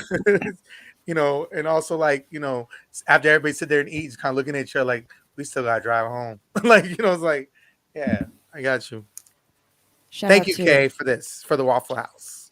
Yeah. Shout out to it's Mr. Joe Beasy for tuning in. Mr. Joe Beasy is a great friend of mine in real life. He is a gamer here on Twitch. He is Wet Noodle Gaming himself. So if you can do me a favor and hit the follow button on Mr. Joe Beasy, I would completely appreciate that. Thanks so much, Jober, for being here. I know that, to your point, Lex, there's a lot of channels that are doing a music talk or a DJ talk similarly to this, but No, they're not. Don't give them that credit. Don't give them that credit. a similar layout. Hey, I'll say it right now. A similar layout in what you see here. Knockos, I'm about to flip this table right now. I'm gonna say it right now, and this is my opinion. This does not reflect the opinions of the Wet Noodle Gang. This is just DJ Nocturnal. All those little music tip DJ streams are fucking trash, and none of you know what you're talking about. And if you did, you'd be too busy being successful instead of trying to convince me how to be successful. Blah. Wow. Tell him why you mad, son. Tell him why you mad, son. Because it's the blind leading the blind, bro. I need to smoke. Yeah, none of these fools are successful. They all want to tell everyone else how to be successful, and you need to read the analytics, and you should be streaming at this time, and you should eat a dick. That's what you should do, bro. You're not even successful at what you do. So how the fuck are you gonna tell me how to be successful? So I'm I glad don't know. what I do. I'm glad I what hate I'm doing. I hate all of those music tips. Let's act like we're a big deal. But You yo, have to. I'm not gonna say no names, but I'll say this: you're doing these music tip streams, and you got 175, 200 people watching you. You go do a DJ set, you can't even pull 10 people. What's really good? What's really good? Hey, I not, said it. not. I'm gonna need you to tell him how you really feel. Stop holding back. I Stop don't holding think back. we know how he feels yet, guys. Oh, don't worry. This will be on Twitch Talks tomorrow. So there was this guy on this interview last night. Wait, hold Yo, up. But like I said before, though, right? We ain't for everybody. we're not for everybody. We're That's not it. for everybody. The Wet And Noodle it's Gang is on a higher frequency that none of not you for chumps could everybody. even get on. So go back and convince people with your pyramid scheme ass mentalities that they should listen to you. Listen, I'm here. I'm here without sound effects because I've been burn all night. I'm not going to pretend like I'm some crazy large production because I'm not. Um, I like the rawness of this channel. I like that it's very similar to the Waffle House because I feel like that's really how we get to know each other.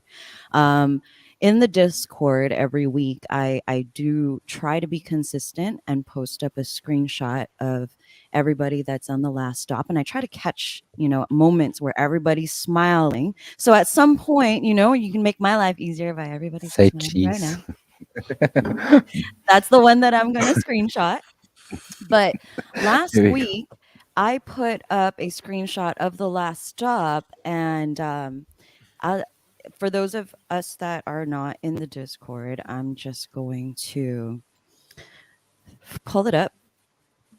And my caption for the screenshot last week was, as soon as I can find it, it says TLS for short is about learning, laughing, and making new friends all the while.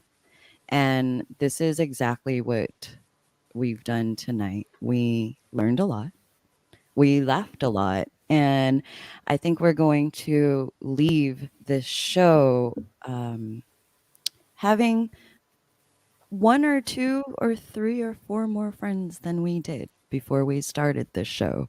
And this is what this is really about. It's not about numbers. It's not about let me show off how amazing my production is or how much time I spent to make this 2 hours, 2.5 hours sequence perfect. So I don't spend time doing that. I spend time looking for really amazing, talented DJs. And through the process of doing this, I really get to find out who everyone is. And that's how I've been working on growing my network.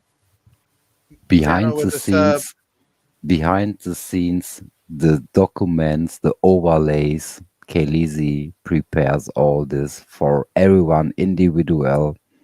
That's really work.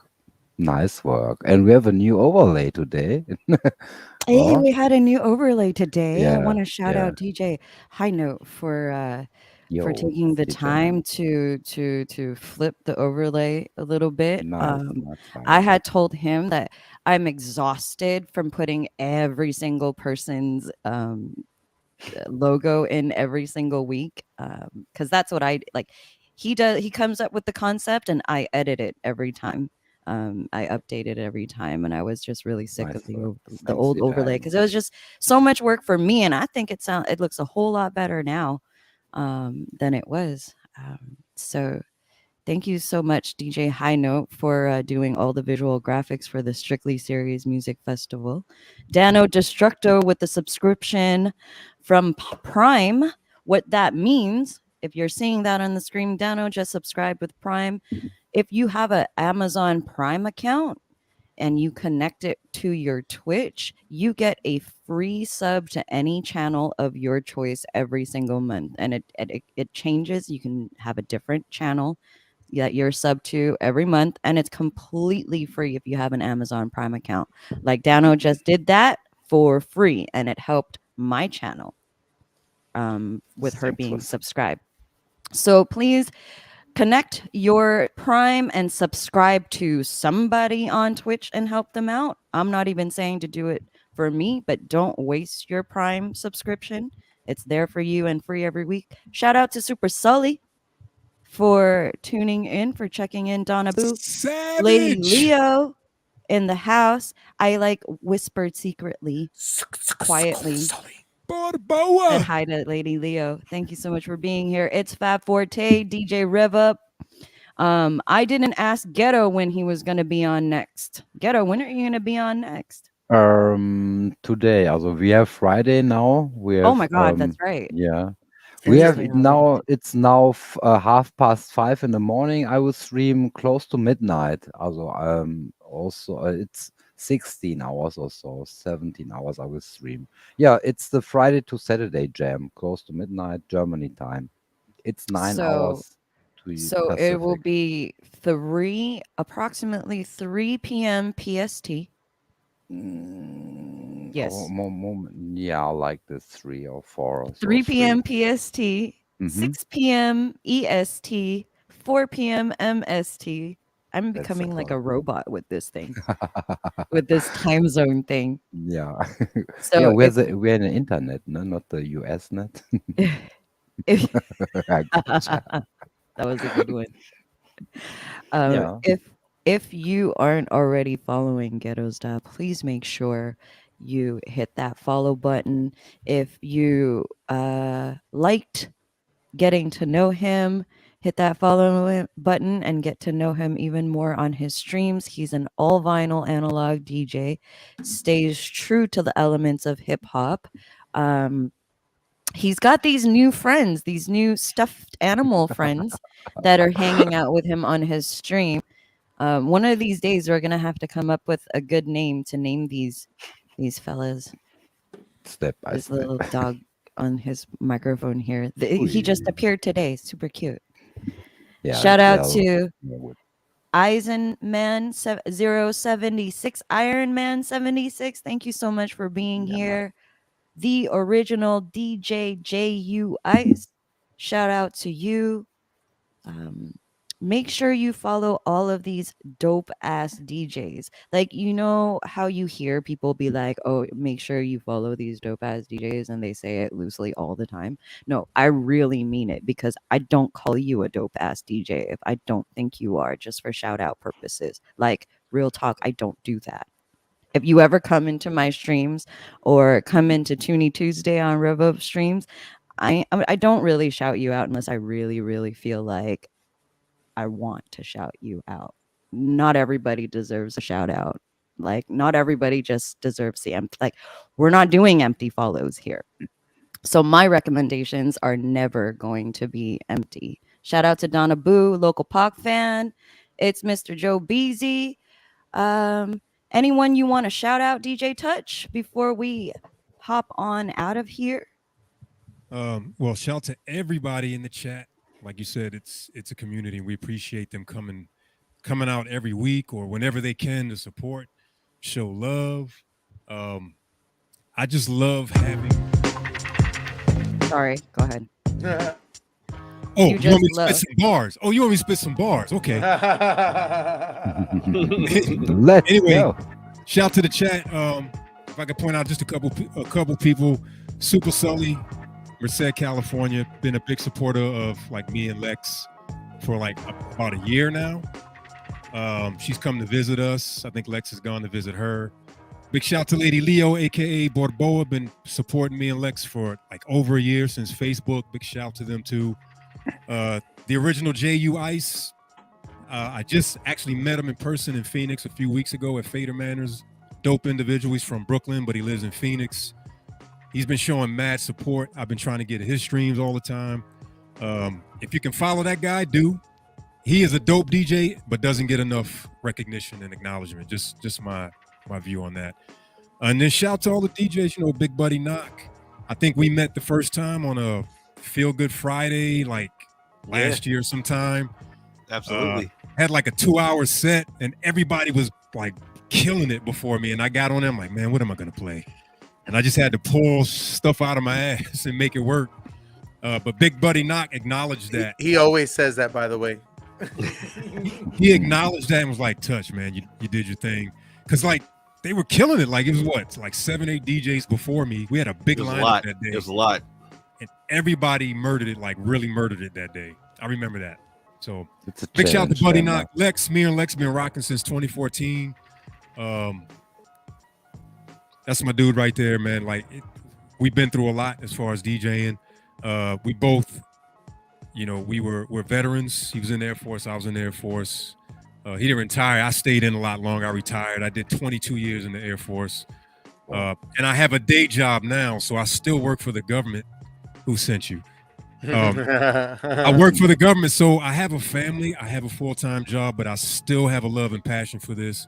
And it is hard trying to balance and budget time to do it. But I've made it work, and I'm going to continue to grind. And now that I'm living my second life after the military, I'm going to continue to try to grow. Baby steps, though. But shout out to everybody listening. K-Leezy, and especially to you for inviting me and always, kind of putting the bug in my ear. Hey, Touch, you going to come and get back on strictly for the OGs? And I'm like, nah, not today. But anyway, no, we're good. I just, Thursdays was kind of my day to have off and take care of stuff and do stuff with the fam and do my own thing and, to feed my own soul. So I try to get in when I can because what you're doing is great and I appreciate what you're doing and salute to you because I feel like you're going to do even bigger things on Twitch where we'll be coming in your chat and you'll be having like 400, 500, 1,000 people in your chat. And, strictly for the OGs will be a household name on Twitch. I believe that we will manifest it and make it happen. There you go. That's all I got. Dang. What? I feel that. Big honor with you to be a part I'm of sorry. this That I'm was sorry. air horns for sure. I forgot Ghetto's I'm just now getting to know him. I've been in the stream a couple times, but I love the vinyl setup, man. I love the organic look, that vinyl in the back. It's like a record shop in there, man. I love it. Yeah, Keep private going, you man. records. Thanks, man. It's a big honor for me to be with you on this strictly for an OG event with DJ Knock, DJ Buddy Knock, DJ Nocturnal. The name is different, and with you, man. DJ Touch, DJ Lex. We are family as usual. K-Leezy, yeah, we have a big team now. Yeah, it's a big honor for me also. Merci beaucoup. Lex, is there anyone you want to shout out before we go, whether they're here or not? Well, I want to shout out my Wet Noodle Gang, number one. Ghetto's Da, It's Fab Forte, happy birthday, DJ Rev Up, and of course it's K-Leezy and all the gamers as well that support us. Everybody that comes to the chat, that I'm sure Casey's is more than anybody is like, you're in Ghetto's dot chat and you'll see Donna Boo. Then you're over here in Rev's Up chat, you'll see Donna Boo. You're over here in this person chat, you see Donna Boo. And I'm just using that as one example, but all those people, not the ones granted, support who you want to support, but I'm sure everybody can access to this is that, and Knock is like, those ones that like every time you open someone's chat, you see that same person in there, you're like, that's what's up. Cause like, if you in there, it's because you in there to support because that's a good dude or good music, good DJ. So those people definitely, and a lot of people that believed for me from the very beginning, like Lady Leo, she's the reason I was able to move from my phone to like, a regular GoPro and get an inline mixer and so on and so forth. And then, K-Leezy for telling me, hey, Lex, when you talk about your stream, I was like, why? My OCD is killing me and you're driving me insane. I love listening to the music, but we got to talk about all the shit you got going on and putting me on a path and sitting me down for like 10 hours one day and just telling me, need a schedule, stop streaming without purpose and this and that, whatever. And ever since I've listened to her, my numbers speak for themselves. I'm not even going to try to like brag about nothing, but the numbers speak for themselves. And the people I see now, like in my chat that before I couldn't even get them to like look at my link. Now I see them in my chat watching. So I'm like, okay, I'm doing something right. So shout out to everybody who supported me to this point. And it's a long list of people, but this show right here, really, I did not understand it at first. KME talked about it on the phone one time, and I was like, oh, so a Ray Train, I got this, no problem. And after the second one, I was like, I better shut the fuck up because I don't know what the fuck I'm talking about. Kayleezy on some other shit. I need to get in her Metroverse, and I'm like, okay, I'm on your page now. Let's speak what you got going on. But like Knox said, he's like, people try to do this, people think they're doing this, but they're not doing this. So salute to everybody that supports us in doing this. Ghettos da. Yeah. Shout out, first of all, for morning people from Europe and also all the Wet Noodle family. Wow. What should I say? Thanks for all the chatters from Germany, from Europe, worldwide, from Zimbabwe. It's Tika in All the around the house. world. All around the Not world. Yeah, that's it. Yep. Yeah, what should I say? Merci beaucoup. It's a big thing to be here. Kayleezy, Big- thank you for the event.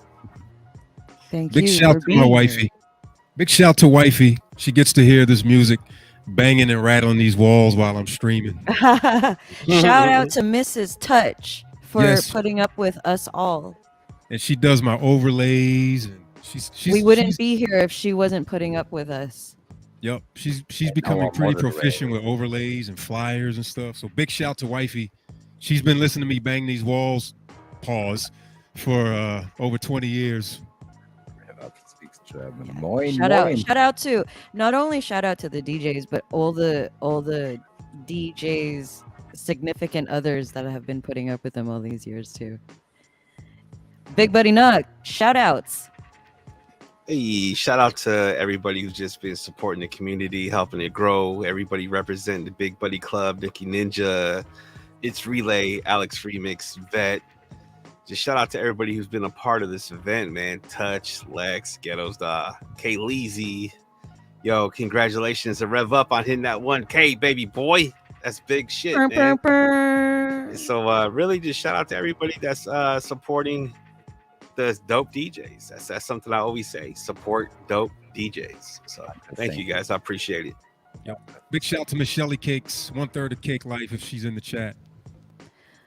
Michelle Cakes, West Coast Avengers. Yes, it's over. It started like almost 3 hours ago. I've kept these gentlemen captive for almost 3 hours, so I've got to let them go.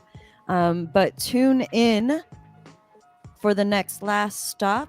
DJ Mowgli, thank you so much for being here. All the people that just checked in right now, I seen Kev Hawaii that was just here. Thank you so much for being here. We are actually on our way out. We are going to head over to